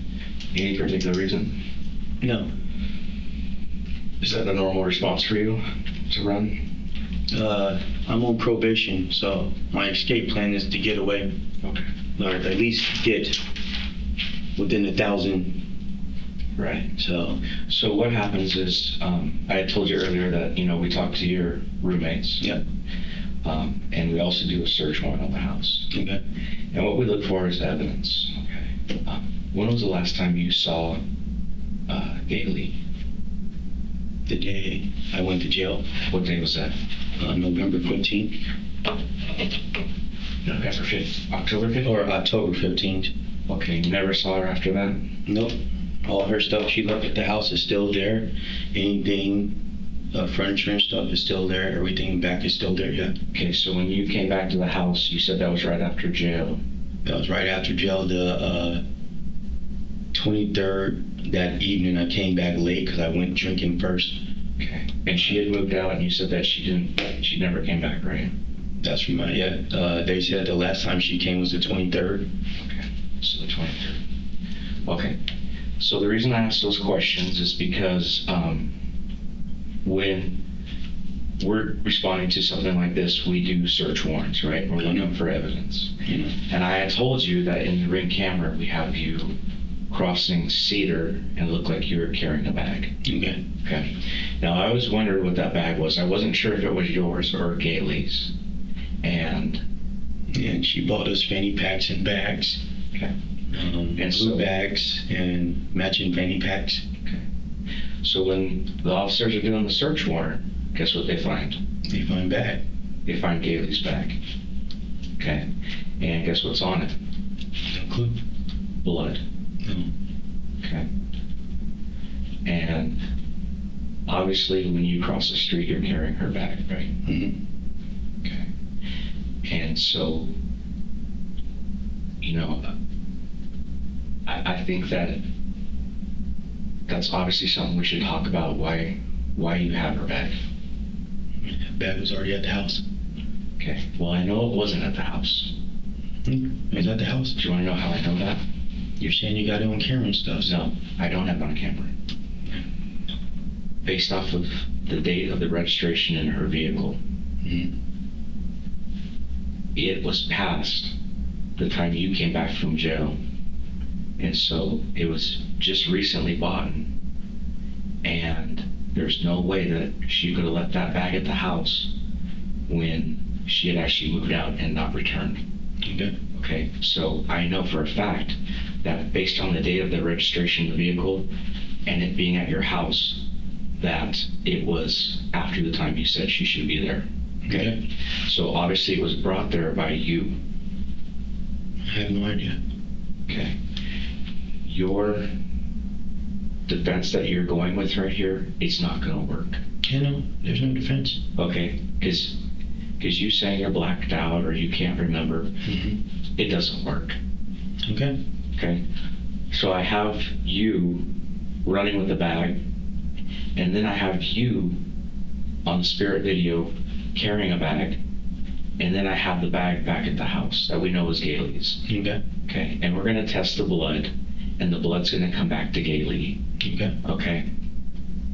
And so, again, I feel like you want me to prove that you're part of this. I don't know how it can get any better than that. Okay? No clue. And again, we're not... Weapon, something more hard, fingerprints and everything. Okay, dude, fingerprints, people wear gloves. I can't rely on fingerprints. That's true. So you want something that's gonna be the magic thing? Well, guess what? The backpack is the magic thing. You on video is the magic thing. You lying to us multiple times is magic thing. You on the spirit video is the magic thing. Okay. You supposedly not knowing where she lives, but you know exactly where she lives is the magic thing. So everything is starting to look really like this is something that you intended to do. And I'm going to get back to that. Okay. Yeah, I get what you say. If you say This so. is something that you I have no intended to idea. do. I have no idea what you guys talking about, and I'm gonna stick with that. If you have no idea what happened that night, or if you were too intoxicated, again, let's get back to how did you figure out where she lived? Not a clue. Like I said, I don't have no idea where she lives, so you guys can tell me 19 Cedar. Okay, where's that at? Okay. And those are just empty words, because obviously you knew where she lived. You guys said 19 Cedar, so Cedar Street runs this way. Mm-hmm. Numbers go this way, words go this way. I do know that. Okay. Nothing else I know. So, general areas is not a map. I have no idea where she lives. Do you want me to tell her exact address? Is that what you want? I don't. Would that make any difference? No. I can tell you right now. What is it? I don't know the area. Like I said, I only know the main streets. I have no idea on anything else. Okay, but you do, because you're there. Yeah, you guys said I'm there. You guys saying the video shows me there, but I don't remember that day, man.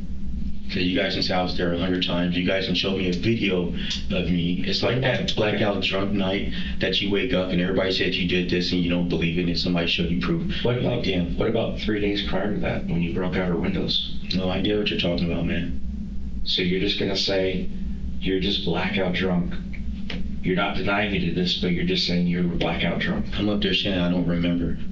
I'm not gonna say I did anything. If you guys have video and stuff that said I did it, I guess I did it, you know. Mm-hmm. But I don't remember if I did or did not. I don't know.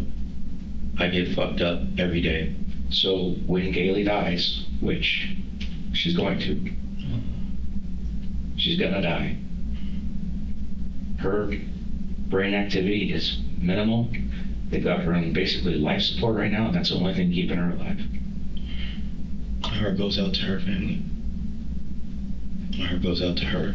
So when she dies, and then they look at this, what we present them, You know, it is not good, man. it's not good anyway. It's never been good. It's not good. It's never been good. That's why I'm like, it's never been good. The way you guys explain it, it doesn't sound good one way or another. There's no light. There's no lighter of, there's no better, or wait, what is that saying? There's no greater of the evils. You know what would make more sense to me? What? Is if you said to me, hey, listen, man, the gal broke my heart. Just listen to what I say. I'm listening. She broke my heart, you know. She blindsided me. I was upset. I wanted to get her back. Things weren't going well. I did find out where she lived. Yeah, I got pissed and broke out her windows. Yeah, I went back and I did try to talk to her, and I lost control. You know, this isn't what I wanted, wasn't what I was planning, but this is how it happened, you know. That makes more sense than, I don't know how I figured out where she lived, but I ended up at her house. So, but this time, let me ask you some questions. You're up there talking about there's one worse or there's one greater than the other. Mm-hmm. If it sounds this way, if it sounds this way, and a crime of passion this, or if you don't remember and that, it's all the same, man. It's all the same. Well, in my view, both sides of the coin are the same. Because if she's working with bare minimum activity, that crime of passion doesn't mean nothing. It's still the same, correct? The law. No. It's going to be the same. So the answers you guys want, whether I know them or don't, Mm-hmm. to me, the coin is, whether it's heads or tails, it's still my life. Mm-hmm. Correct? And I'm not saying my life is more important than anybody else, but I will defend my life before anybody else's. Mm-hmm. And passion, feelings, and all that other crap don't mean nothing right now. It's because this is my life. You guys have control of my life right now. You guys got me in here with my life. Your questions decide my life. Whether I answer the question or not, my life is the one that's the coin. Mm-hmm. And there's no light. There's no light, correct? There's no lighter crime or worse crime, because at the end of the day, if she dies, it's still going to be that. And a crime of passion does not. The last time I heard that story, a crime of passion, I was watching a show. Quick example, quick story, is very tiny. I'm going to sum it up. some guy over in Japan killed his lover or whatever, and he used a crime of passion, and he got off on murder because of that. I've never heard of that term, crime of passion, before that day. And that's what I'm saying. It's not a real thing. I'm just describing. Over there in Japan, it's a real word. Okay. It has real meaning. Here it's not. And if I confused you, I'm sorry. And that's what I'm trying to, that's why I said, to me, I look at things this way. There's heads and there's tails. There's nothing else. There's only two sides. Mm-hmm. If I flip that coin, there's no lighter. If it lands on head, there's no bet with each other that, okay, if you get heads, it's this, and you get tails, it's that. Mm-hmm. If she dies, it's that. Mm-hmm. It's that simple. So the story and everything else doesn't matter on why and how. So, okay, then let me put it a different way. I mean, there is so many different reasons that you and I should talk. Okay. And I want to talk, but like I said, you guys are just, well, the way that you explained it, there's no better than worse. okay. There's only worse or there's worse. There's no even evil or worse than worse. Either it's worse already or it's worser, but it's still worse at the end of the day. And that's what I'm looking at. Okay. So the way they have everything that you guys already said, fucking life. Okay. Maybe double life. Okay, double life. So what is life nowadays? 20 years still, or is it 40 years? I've never done that kind of serious time, but I'm looking at it from that perspective. Mm-hmm. A crime of passion, misdemeanor, you said? An assault? No, you misunderstood. Oh, yeah, okay, sorry. That's a total misunderstanding. Oh, okay, sorry, I misunderstood something there, my bad. Okay. So. Okay. And like I said, there's many reasons why you and I should talk. And sometimes it just comes down to you don't want people to think a certain way of you. I don't care what people think of me. Did you ever think of that? I do not think of what people care of me. I've been the same person from the minute I was born. Okay, The minute I died. Can I give you another reason? Go. Okay. And I want you to hear me out, right? I'm listening 100%. My ears, I have not disturbed you. I listen to what you say. I mean, I like your stories and stuff, but to me, that's all they are. How about this? Let's get to facts. That's what I deal with. Is you didn't know Gailey could potentially die, which she can. And I think that sometimes as men, when we make bad decisions, sometimes we gotta step up and own it. And I own everything I do. Listen, I think this decision you made, I think you got out of control and it went bad. And now we have a family who wants answers. Yeah, fuck her dad, dude. He threatened to kill me. What about her though? What about her? Because There's nothing for her. what's that? There's nothing for her. Listen, man, she had a life to live, and now she's literally a vegetable. Literally. At your hand. And you could say fuck her dad, and she had no life I only to said live. fuck her dad because me and him don't have the best relationship. So that's why I say I don't hate him. Mm-hmm. I love him because he's. Let's get back to Gailey. Get back to Gailey. Let's get back to Gailey. Let's stick to the points. Let's stick to that, because at the end of the day, man, when we make decisions, and they're not all good decisions. I make bad decisions. He makes bad decisions. You make bad decisions. The true test of a man is owning it, right? And I'm asking you to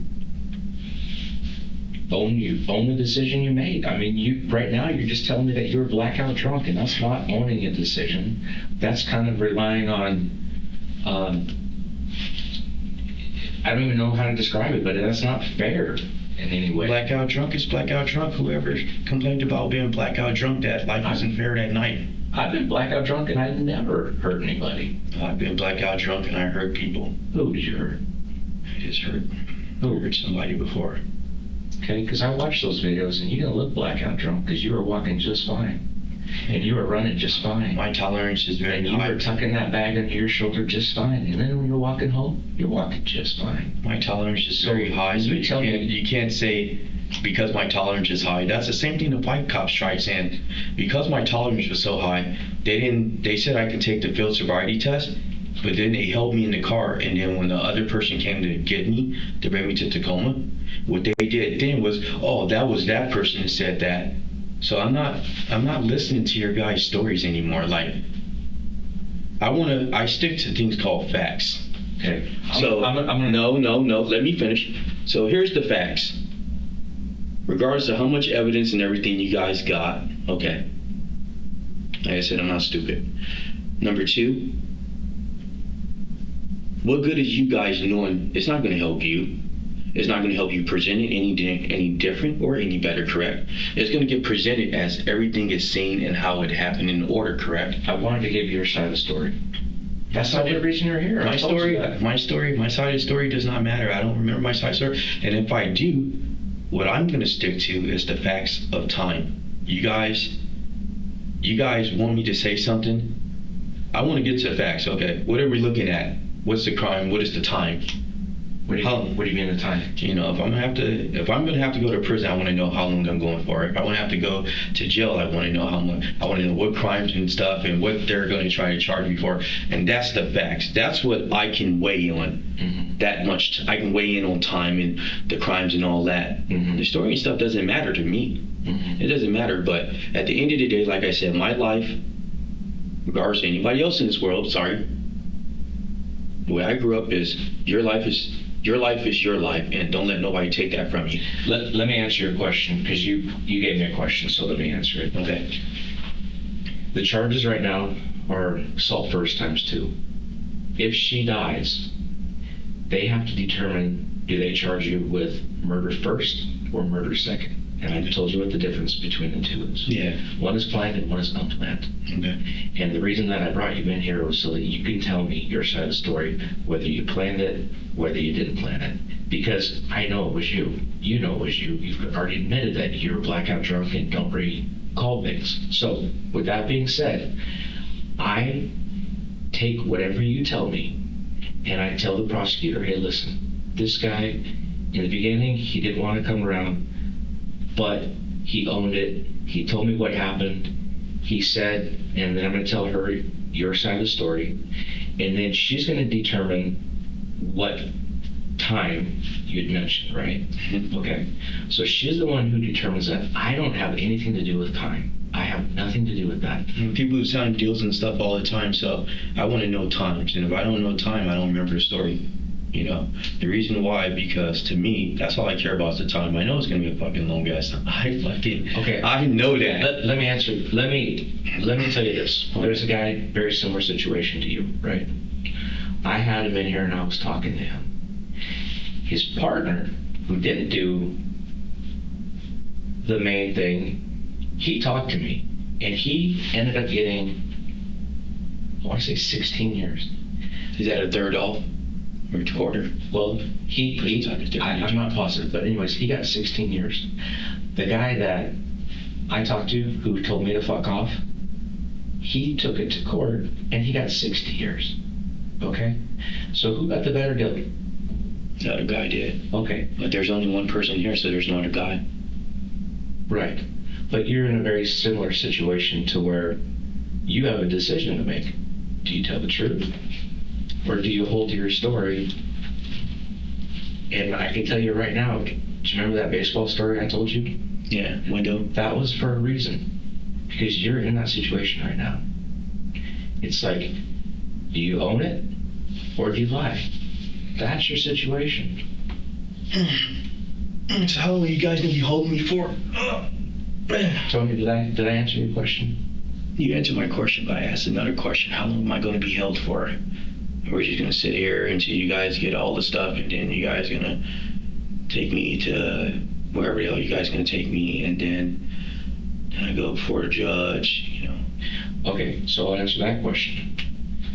We could stay here as long as you want, man. We could stay here all night. We could stay here another 10 minutes. That is up to you. Okay? I've told you from the beginning I haven't lied to you, and I won't lie to you. Okay? I've misrepresented a couple of things when I said that I thought you were an IT guy, but then I clarified with you. No, you did. I didn't. So there's been not one thing that I've said that was untruthful. Okay? When I told you that when I saw you in the jail, the holding cell below, that I liked you, I still like you. I actually do. I think you're a good guy because you're willing to have a conversation with me. You're willing to hear what I have to say. I think you're being stubborn. No, I'm not. I'm just waiting a second. Okay? I know you're milling it. I know you're weighing your options right now. I get that. I'm not weighing my options. Okay? I'm weighing time options. Okay.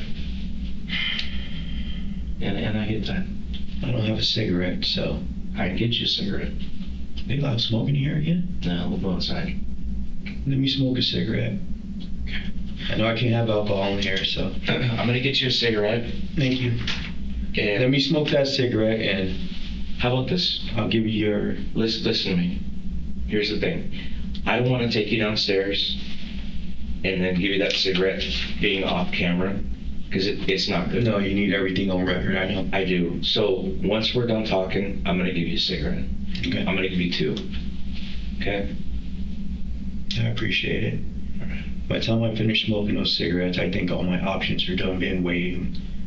I'll talk to you. Like I said, I like you too. You remind me of Sergeant, what's his name back then? Were you in the military? Yeah, Which branch? Army. Okay. That's where the big red one comes from. What's that? The big red one, that's where it comes from. Okay. I have a coworker who's got the 1 asterisk tattoo. Oh, yeah. All right. He's a military guy. I can't see all these damn things. What the hell do I wear? 2 pair of glasses I can't see, bro.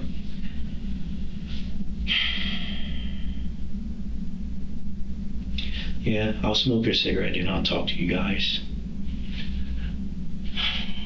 I'll tell you guys, like I said, you guys already have enough stuff, so. Tony, I promise you I'll give it to you afterwards. I can't do it. There's smoke alarms in here. I'm not gonna tell you Dan right now. We'll talk after, because after I finish that cigarette, I'll be getting booked, most likely. Okay. So you want a cigarette? There's gonna be after you get booked, there's no cigarette. I found that out last time. We'll stop at McDonald's. And they take you. Let me ask you this. I'm gonna have the officers take you down, let you go to the back and smoke, okay? Okay. I'm not gonna go with you. Are you okay with that? Yeah, I'm okay. And then when you come back, will you be willing to talk to me? I'll talk to you when I come back, yeah. All right. Are you gonna tell me to fuck off? No. Okay. No. Let me go get you. If I was gonna say that, I would have said it in the beginning. All right. So they're gonna have to put you in handcuffs to go back down. And that's I know. Just don't put it as tight, man. I'll make sure that they check them, all right? Just give us 1 minute. You ready? Yeah. So they're gonna just cuff you in the front? Yeah. Hey, I don't smoke, but I do got Newports. Oh my God, why do you Non-menthol though. black people's cigarettes? I don't know anything about that. Marlboro Reds, Camel Crushes, man, everybody smokes menthol. That shit's fucking bad. It's not menthol, so it's not menthol. Oh, okay. Okay, Tony, when you come back, we'll talk. Okay. If you need any food, let them know and they'll get you some. I just need some flip flops, man. You got some flip-flops? My flip-flops fell off. I got you. Yep. I heard what you said. I missed it, apparently. Whose cups are these? That's mine. Thank you, guys.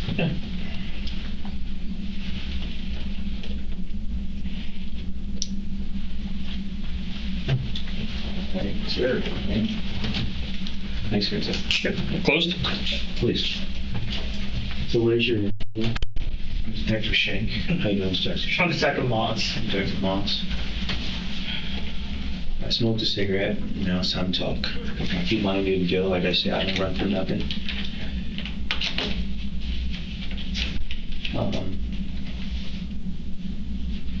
I loved her. You're right. And, I got bipolar disorder, got psychotic tendencies, all that shit. But I was betrayed, and that's why I resorted to more drinking and started on drugs and stuff. Try to forget, but You don't forget something like that. Mm. I found out how where she lived by this app called Digits, since we're all on the same planet. And I signed in the Digits, and I was reading some of the text she had sent, and that's how I found her address. Okay. I didn't mean for it to get out of control like this. I went over there to talk, like you said, but I didn't know her schedule. I didn't know her times or nothing. It wasn't premeditated. I just wanted to talk. And then when I couldn't figure out how to talk, I lashed out and I busted her windows. I broke apart spark plugs, so it was silent. And then I took one bag from her car and whatever information I can find just to make sure it was her. And then I left.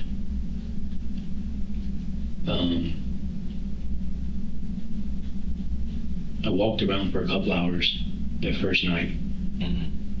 Some white guy approached me, or some white guy came from out the house, so I walked. She wasn't there, but he followed me, and then we talked at the end of the block, 2 blocks down, dead end, back to the street, made a right till there's another circle. Right there, me and him talked, and then he went his way, I went mine. And then I left. I came back over there early in the morning, and that's when I busted the windows. I had to go and break apart some spark plugs. Spark plugs are silent. You don't hear it when it breaks. I only broke one window first, but the bag was on the other side, so I had to break that window to get to it. The bag with the gloves and just stuff for work. She did like I told her. After her car got stolen, the Honda Accord, over from her job, I had told her to put a club on her steering wheel, make it harder for me, And she did it. At least she did something I said. And then when I went back over there that morning, she still wasn't leaving at 7 because her schedule used to be 7 to whatever, and then she got off for a little, and then she'd go to her other job. If it was Mr. Lopez, she went over there from 5 o'clock to 10:30, 10 o'clock, based on if there's a baseball game and stuff on. I waited a couple of days, as you guys said, you got it on camera. I waited a couple of days because I wanted to talk to her, but I didn't know her schedule, so I used to just go for random walks. I go for random walks and just look for her car. And then finally,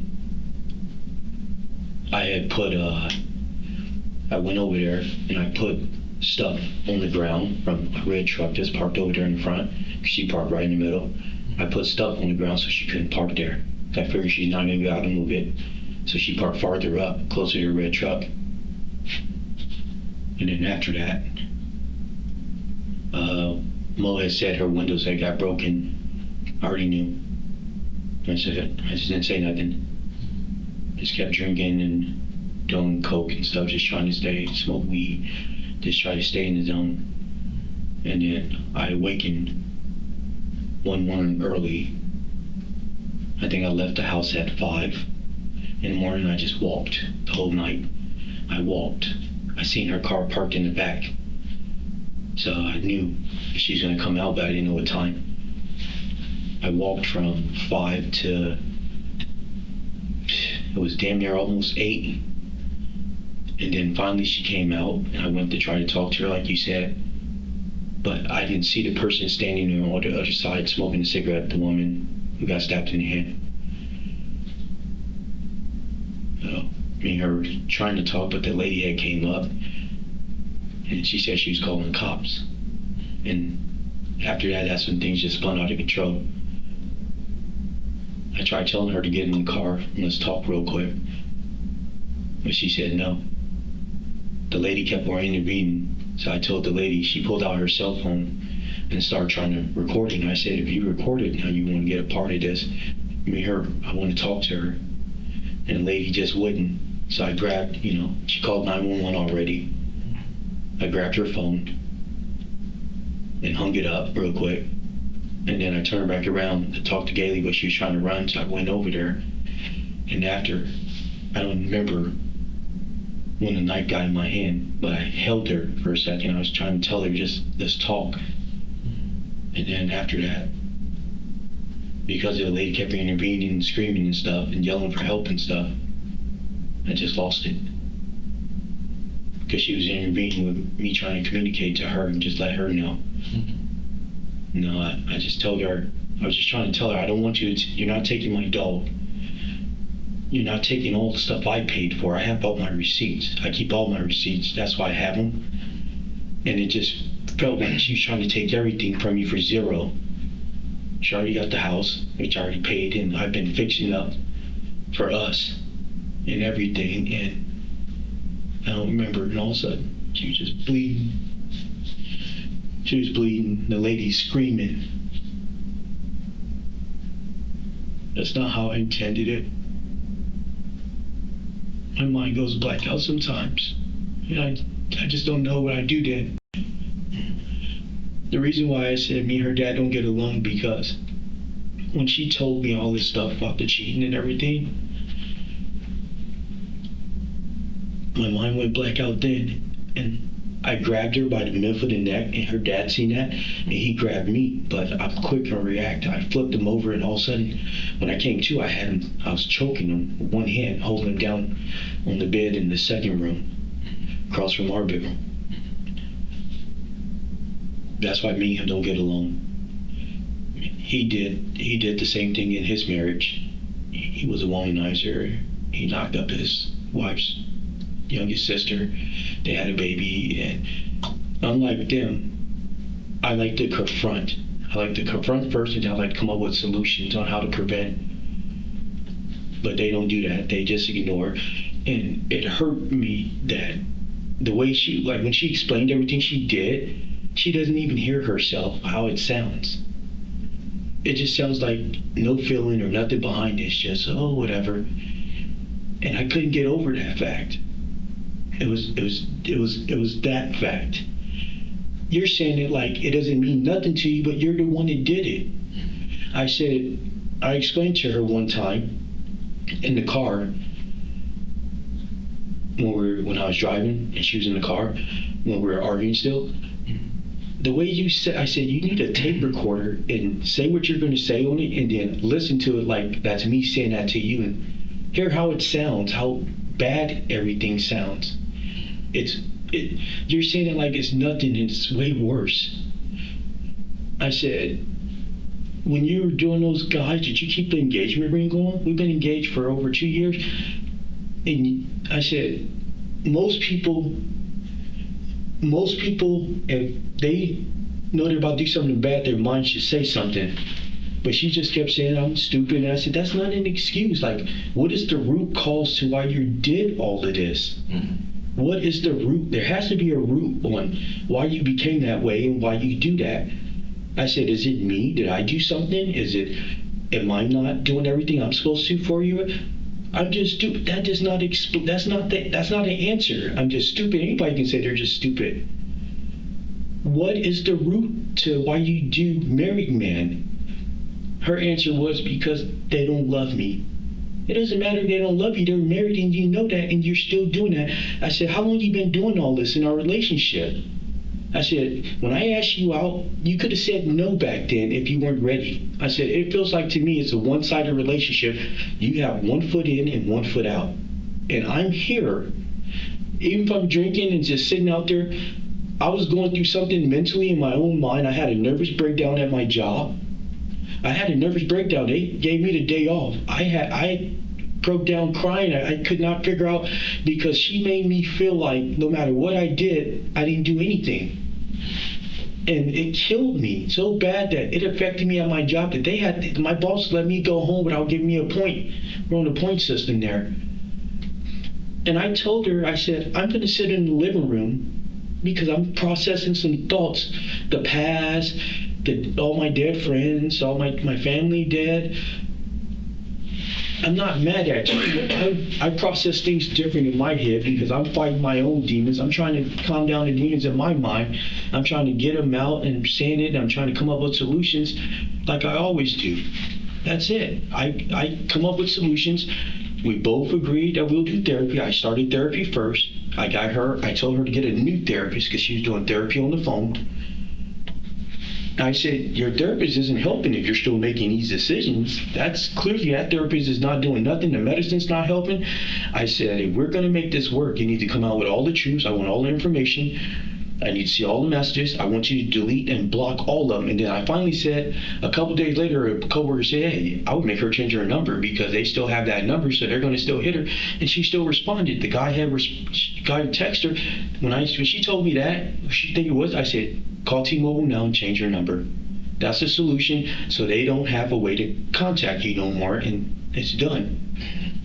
I said, you're going to go to psychotherapy because something's wrong in there that I know I can't help you with, so maybe a professional can. Maybe you need different medicine. I said, you're going to get another therapist too, a regular one to talk to like me for an hour and get your stuff in your head out to try to help you. We're going to do marriage counseling and everything because we need solutions to problems that we don't know the answers to. And that was it. And then that day, I don't remember what happened. That when she called the cops the day when she went to the hospital about the restraining order and stuff. I don't know what happened, but I remember the last thing I asked her, and it set me off, was, you're asking me to go to AA, which I'll do. I'm willing to do anything for you. Stop hanging out with friends and everything just to prove to you that I will. But I said, what are you going to do to prove that you're not going to do? When you get impulsive and you stay in here, you do stupid shit. I said, it's been clearly proven.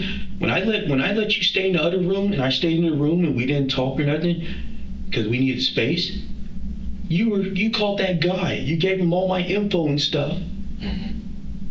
I thought we were trying to work things out, and you're still figuring out a way to just destroy stuff. And then you have the audacity to tell me you called him over there. You was communicating with him. You had the intention. Your intention was to fuck him so you can hurt me because I was hurting you mentally. I said mentally and physically are two different things.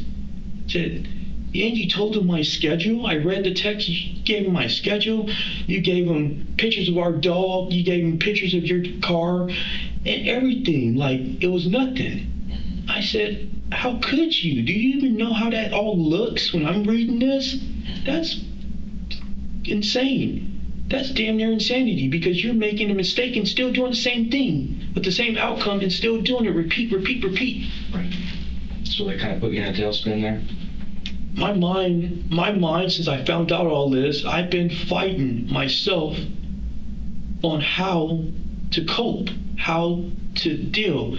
I don't want to do medication because I grew up a warded state of Illinois, so they had me medicated to vegetable point. 16 different pills. I couldn't even stay awake. I could wake up and go back to bed. Let me ask you this question here. So, I mean, what was your end game here with her when you went to her house the second time? I just wanted to talk. I just wanted to find out why. I want to know why. She said, I don't accept responsibility for my actions, but you don't accept responsibility. I take responsibility for my act. You always avoid it like your family do. You guys just blow it over. I don't do that. I confront, I deal, I come up with solutions. That's my answer to everything. Okay. I didn't have no end game. I didn't have no plan. I just wanted to find out why. Did you know what had happened to her? No. When you were done? No. Okay. How many times did you stab her? I don't know, like I said. What do you think? Maybe 5 or 10. Okay. And where at? Like here or somewhere. Okay. What were you trying to accomplish when you did that? I don't know. What is it? You know how we talked about? Yeah. You know, you hurt the ones you love. No, What did you think was going to happen? I thought that we were gonna talk. Well, no, after you stabbed her, what did you think was going to happen? I don't know. I thought that she got hurt and got scared a little, and then think about it. That's all. I didn't think about nothing else. Did you think she'd come back to you if you stabbed her? I mean, I'm not sure No. what your mindset was. I that's what I'm saying. I don't know. I just want to talk. Mhm. And then when that other person was standing on the side, I didn't see it. It just got from left to right immediately. Tell me about your interaction with that lady. I don't know that lady. What happened though? I mean, you said that she's yelling at you. She was standing on the side in front smoking a cigarette. Mhm. Gailey came to open up her truck, and I jumped out to talk to her, and she tried running. You were in the trunk? I was in the trunk. Okay. I wasn't in the back. I was in the trunk. Okay. Because her other windows were busted, I didn't think about that, so she came to put her bag in the trunk. Okay. And when you jump out, tell me what happens then. I said, hey, yo, just give me a second and I'll leave. I just need to clear something out my head on, was our whole relationship just a game to you? Mhm. Did it mean anything to you? Or what? And then the other lady started calling the cop.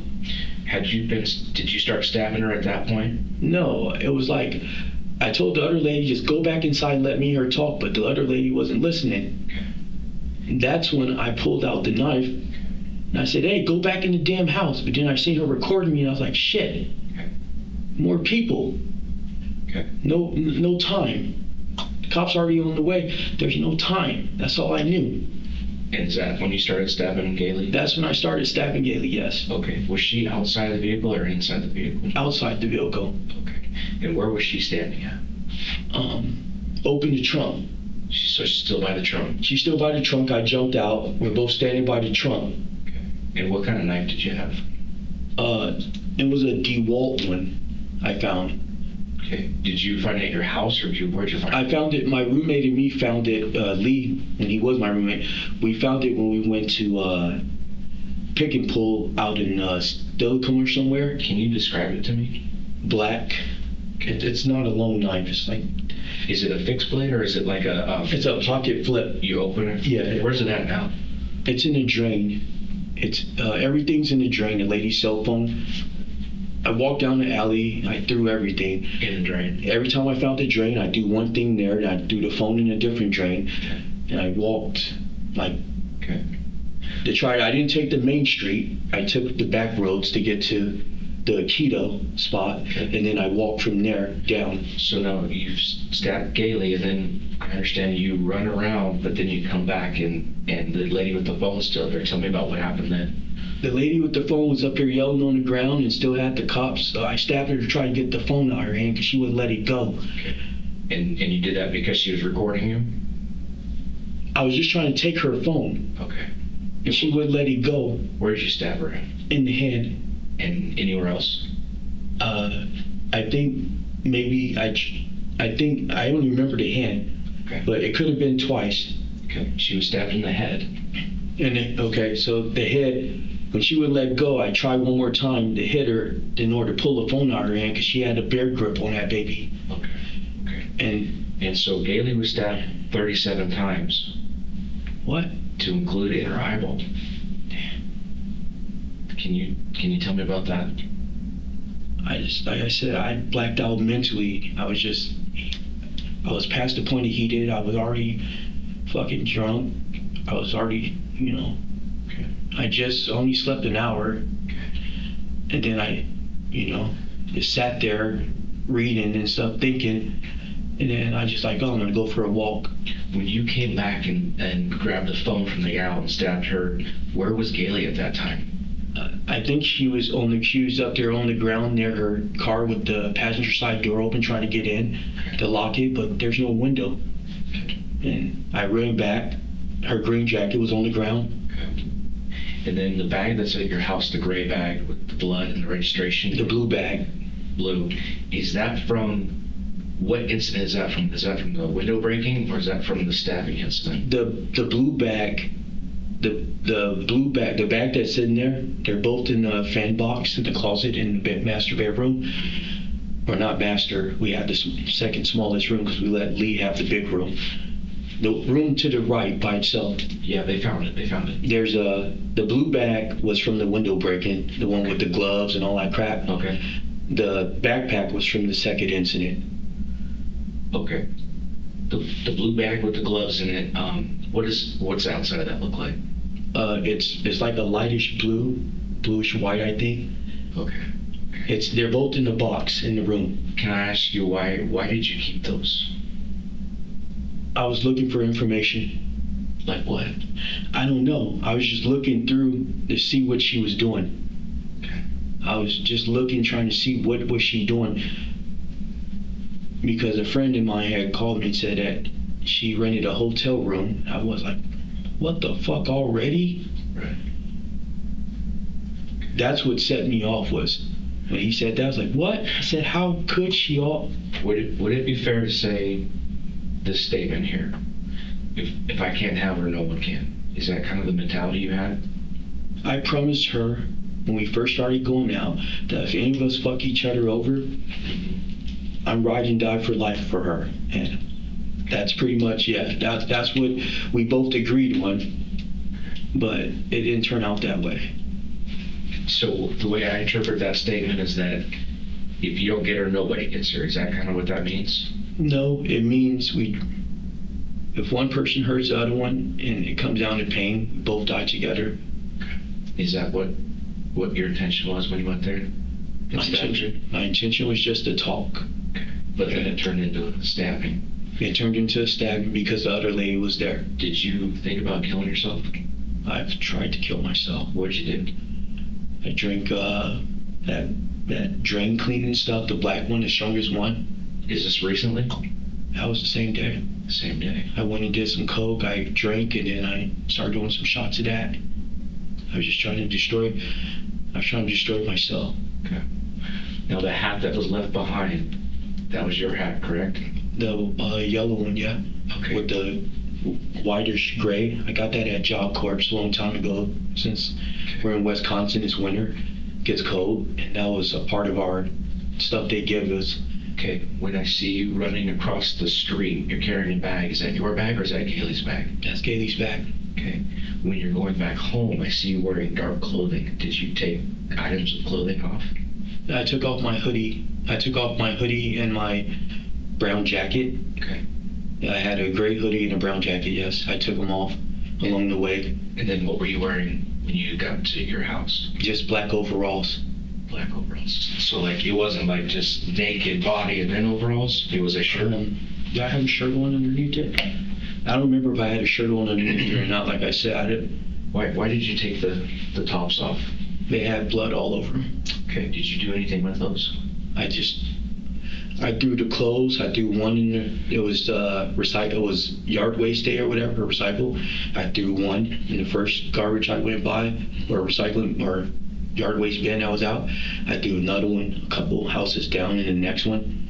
Okay. I threw the knife down the first drain I seen. I threw the cell phone down a different drain, and I just walked. Okay.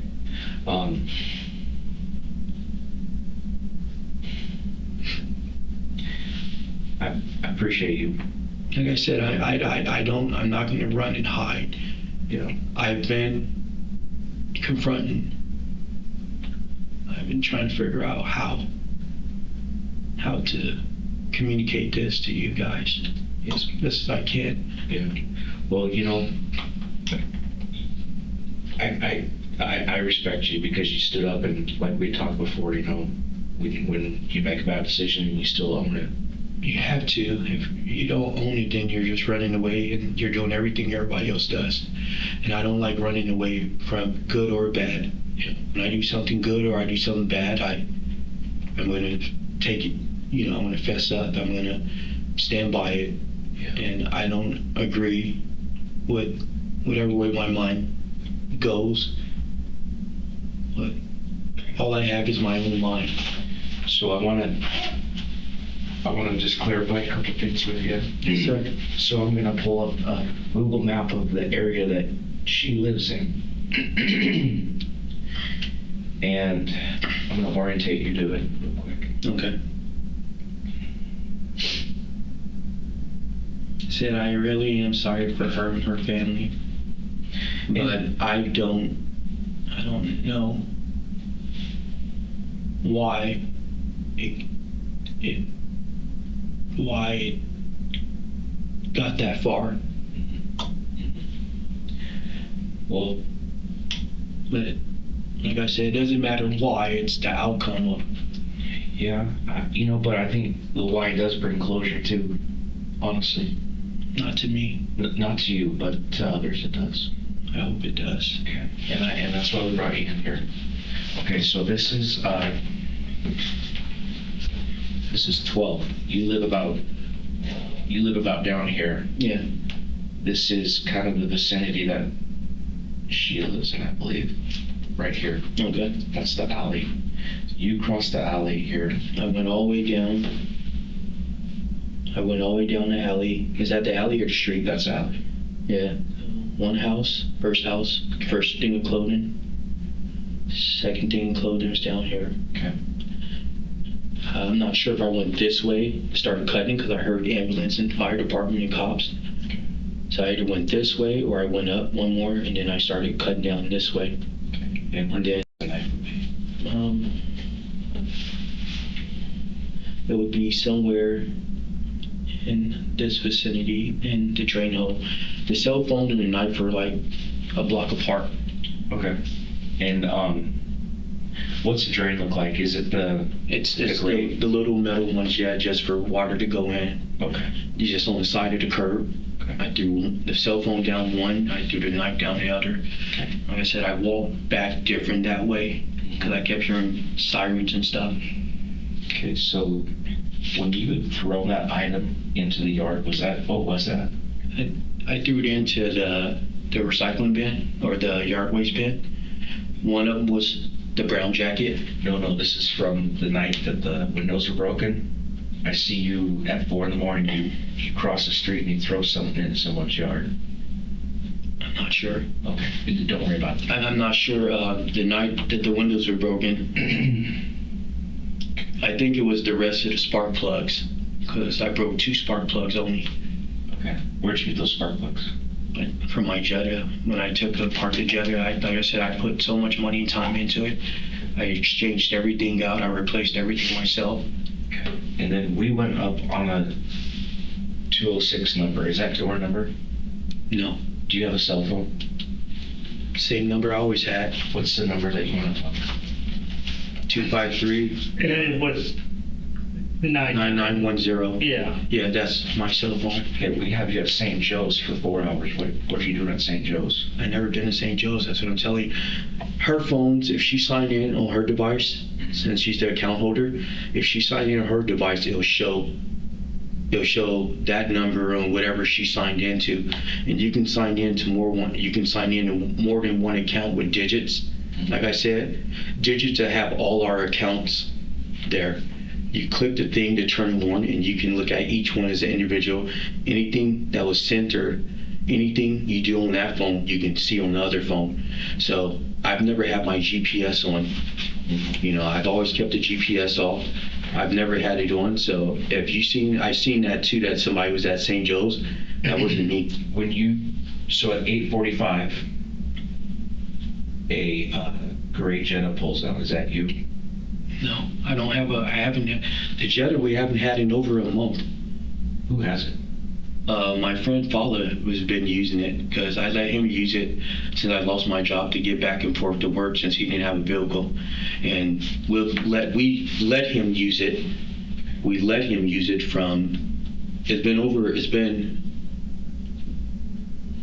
we let him use it until this week. We gave him a time. Me and her together would talk to him, and we talked to him in person at my place. We gave him a time on how long we'll let him use it for. So we gave him permission. That's why we canceled the police report the first time and the insurance claim on it, because we gave him permission to utilize it for this long. Okay. You said that you had a knife, a little Craftsman knife. DeWalt. Was that open when you were talking to her in your hand? No. So you pulled it out and then you opened it, or how? Can you explain that to me? It was in my back pocket closed. And when I seen that other lady about to get involved, I pulled it out. Okay. And then why did you have a knife with you? I always have a knife on me. It's protection, it's self-defense. My jobs, I use the knife to cut the plastic and stuff off. Can you give us 1 minute? Yeah. All right, we'll be right back. Yep. Did you get anything? Just flip-flops or something. And I said, this is in jail, I know, so. I'm gonna go to get you like some little socks and things. Okay. Yeah, that'll work. That'll work. All right, Tony. Yeah. We just have a few more things. Okay, we're almost. So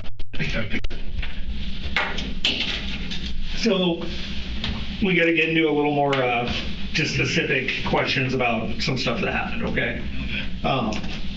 The first thing that I wanted to do is we printed out a map for you. If you're able to see this. So this right here is Cedar. Okay. Okay. This is 9th Street. This is the alley. This is where Gailey was living. Okay. Okay. So you can see down it goes all the way to South 12th, and we went all the way over to Prospect here. Okay. Can you kind of just show us where the different items were discarded? So that's the alley. Yeah. So that's the alley. This is 9th Street. So the house is here, and this is, Yeah. Yeah. I think this house, first one. And that would be the. Brown hoodie, brown jacket. Okay. I didn't wear a hoodie. I wore, what did I wear? I'm not sure if it's the hoodie or white jacket. I know that's the brown one. Okay. That was like the second one. It could have been a hoodie. Maybe here or here was the hoodie. Okay. Gray hoodie. And then I'm not sure which way I went. I'm not sure if I took this way, if I went up and then start turning. I think it was this street. And I started zigzagging because I ended up at a weird street that you had to go this way, to go that way, to go back that way. I think it was here. Slow train. Maybe there. Cell phone.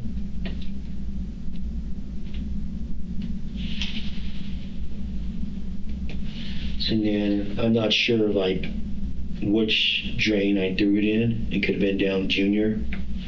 It could have been cell phone and then a different drain. I know it's all the same way. Maybe here's another drain. I'm not sure if it's here or here. So it's either Jeanette or Pine, but it's within a block of each other. I was just taking off stuff and throwing stuff as I was walking, trying to get rid of stuff, but not throw it on the ground. That's why you guys see me turn back, because I realized I didn't have that. Yeah. I don't remember where it was. Okay. Do you mind just initialing and dating this for us? Just today. It's November 10th.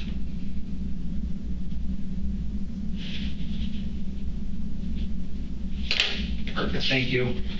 So, which cell phone is yours? The current one that you have? 253. Which actually, like, what does it physically look like? Because Mine is the black one. Is it like a newer? Do you know what model it is? Mine is an S20 Ultra. S20 Ultra. I paid for that 2 years ago through Progressive. Was that on today? Yeah, that was the one. That's the only phone I had. So it's in the bag. Yeah. Upstairs. Okay, all the other cell phones that were Those are all mine. I have 12 cell phones. Oh, okay. But I sell them to people. Oh, okay. So, Do you have a PIN number to that phone? no. It's just, you open it up and it comes open. Yeah, it should, yeah. What about Gailey's cell phone? Do you know the PIN for that? No. Okay. I think she changed all her pins. I don't know her pins. Okay. You don't have an idea of like what she used to use or anything like that? It was 5020. 5020. I'm not sure. Like I said, we exchanged our pins so we can check each other's phones. Yeah. We put location tracker and stuff, but when I went to jail, she cleared all that stuff out. So Okay. I don't know anything since then. What about the Acer computer? That it's just a like a laptop computer. Asus. That's computer. mine. My gaming laptop. Yeah. That's your gaming laptop. Yeah. Okay. Is there anything on there? Video games. Just video games. World of Warcraft and EVE Online. Okay. It's only. Okay. But that is your Acer. That is my laptop. Okay. The TV is mine. The TV stand. All the furniture in the house is mine. All the stuff out back is mine. All the stuff in the back there, tools and everything. All the tools, like I said, I bought everything myself, and I have the receipts for everything. Okay. So when we went back through everything that happened on October 26th, some text messages were sent to Gailey's phone from a 206 number. I don't have a 206 number. Did you ever create a Text Now account? I don't have a Text Now account. I used to have one a long time ago Okay. when I was talking to somebody else before I met her.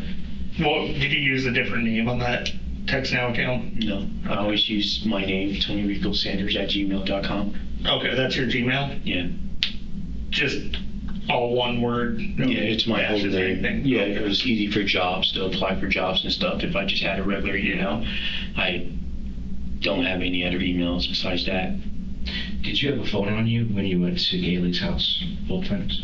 No, I don't carry phones. You left it at home? Yeah, Okay. that's why I said I don't carry phones because I know they ping towers. I don't like carrying my phone.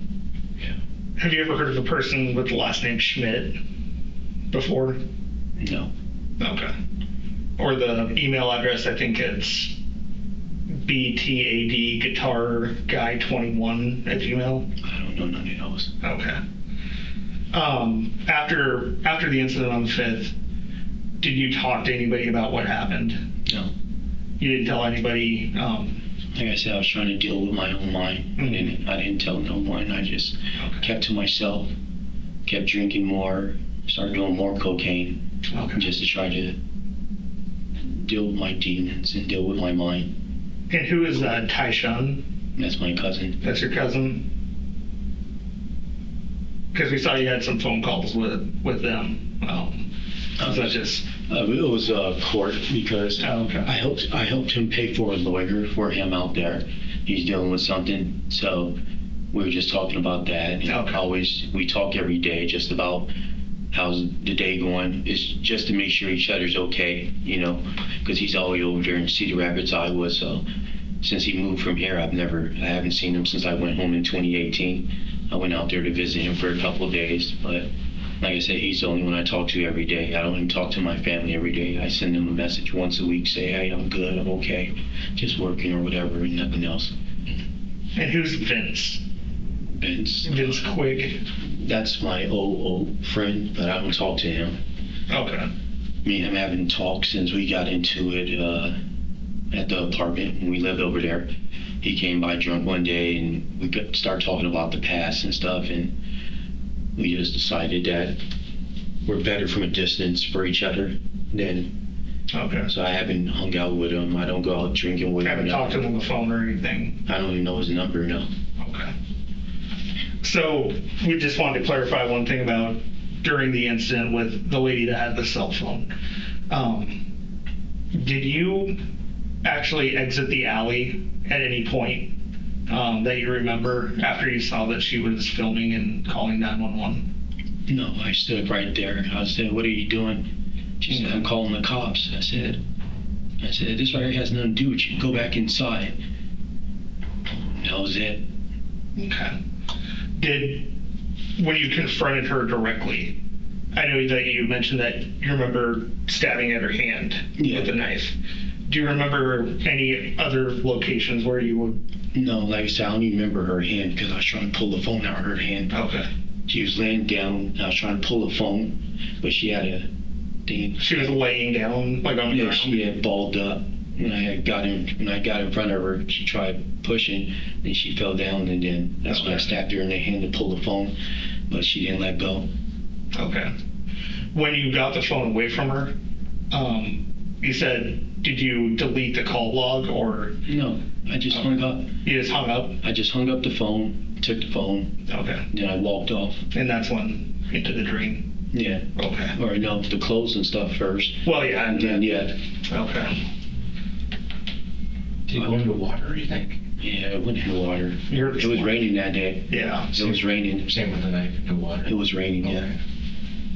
It was raining. That's why I threw him in the drain, because I figured her phone came back on when I threw it. I seen, Mhm. but I figured the water would kill it.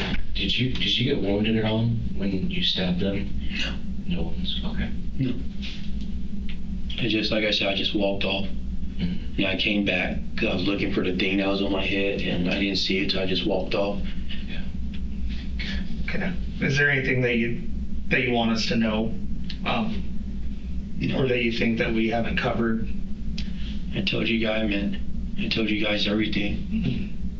I kept telling her, I told NZ, stop up there, stop playing detective and doing all this stuff. 'Cause I said, you're making it hard, because I was trying to stay away and stay silent and stay away from everything into court. But now, because you're doing this, it's making it harder for me to stay away and stay invisible. And I told her, I said, just don't come over here, man. I know what you're doing. Please don't come over here. Lee doesn't live here, so you don't have to take him to work every day. Just because Black, I told Black, I don't want her to stop by here, because by Gailey using her as a third party, it's making it seem like you're instigating me, trying to instigate a situation. And I was trying to I kept all my friends out of it. I didn't say nothing to them. Every message they wanted to pass, I told them, I don't want to hear it. I don't want to hear it, because I already know it's going to be bullshit. And I said, I know she's using you guys to fish for information. I said, in a restraining order, it says no third party. So that means because we know each other, and you guys, and she's calling you, she's breaking a third party rule. I said, I'm just trying to mind my own business and stay invisible and keep working and get my shit back together. But you guys are making it very hard for me, because What's her name again? we call her the letter N in Z, but her name is Indelina. I'm not sure. We just put NZ to Uber driver. Okay. She used to drive for Uber, but now she doesn't. She still got the sticker on her SUV. Do you know who she is? Is she in her phone? Yes, NZ. Yancy? Okay. I got a question for you. So, you said that you had hid inside of Gailey's trunk. Yeah. How long were you in there for? I don't know. Like I said, I left early. I went for a walk. Do you think more than 10 minutes? Yeah, more than 10 minutes. More than an hour? I'm not sure if it was longer than an hour. I just know it was daytime already. Okay. It was like blue out. Did you know that she would open the trunk? Is that why would you go in the trunk? I was just trying to hide. I figured she was gonna take the lock off her car, get in her car, start it up, warm it up, get ready to go to work, and then I'll pop out and talk to her then. I didn't know she was gonna come back to the trunk. Okay. But like I said, I thought about it after you guys said it, like, oh, okay, if the window's broken. Because, you know, she throw her back on her front seat, or she threw her behind her seat. That's all I knew. So that's why I was up there hoping that we'll have time to talk. And how did you get into the trunk, into the car? The passenger side window plastic, I just pulled off a little, slid in and put it back up. Okay. Were you wearing gloves when you got into the car? No. Okay. What did she say when she popped the trunk and you were there? He said, Tony, what do you want? I said, I just want to talk. I said, I just want to talk real quick and I'll leave. I'll leave you alone, but I just want to clarify some things. Nothing else. How big was that knife again? I don't know. It was just a regular store knife you buy, like, maybe 5 inches. Okay. So 5 inches. Yeah. The blade or the whole thing? I think that's just the bottom. So the bottom would have been the same length as. Yeah. So about that big. That's, the blade is 5. With the handle. The handle, yeah. Was the blade black? Yeah. Or was it silver? It was black. Did it have any like cutouts in it or any design on it? It just said DeWalt. Okay. We found it at, like I said, we found it when we went to pick a pole out in Stelicum on the ground. Okay. Was it rusty or was it new? It was just black. Okay. I never look at it. Like I said, I seen it in a drawer, and and they took all my knives came up missing when I got arrested for the DUI. So I just found a different one at the house when I was cleaning. All right.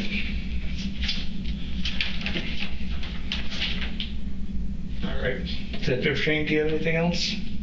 You know, do they have any yellow on it like that? It was like that one.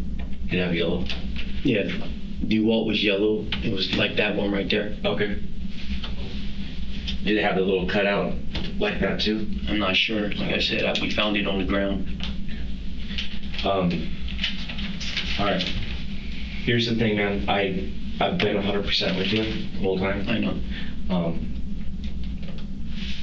You will be booked today for DV assault first on the other female. Okay. And because you told the phone, we're going to add robbery to that. Okay. Yep. All right.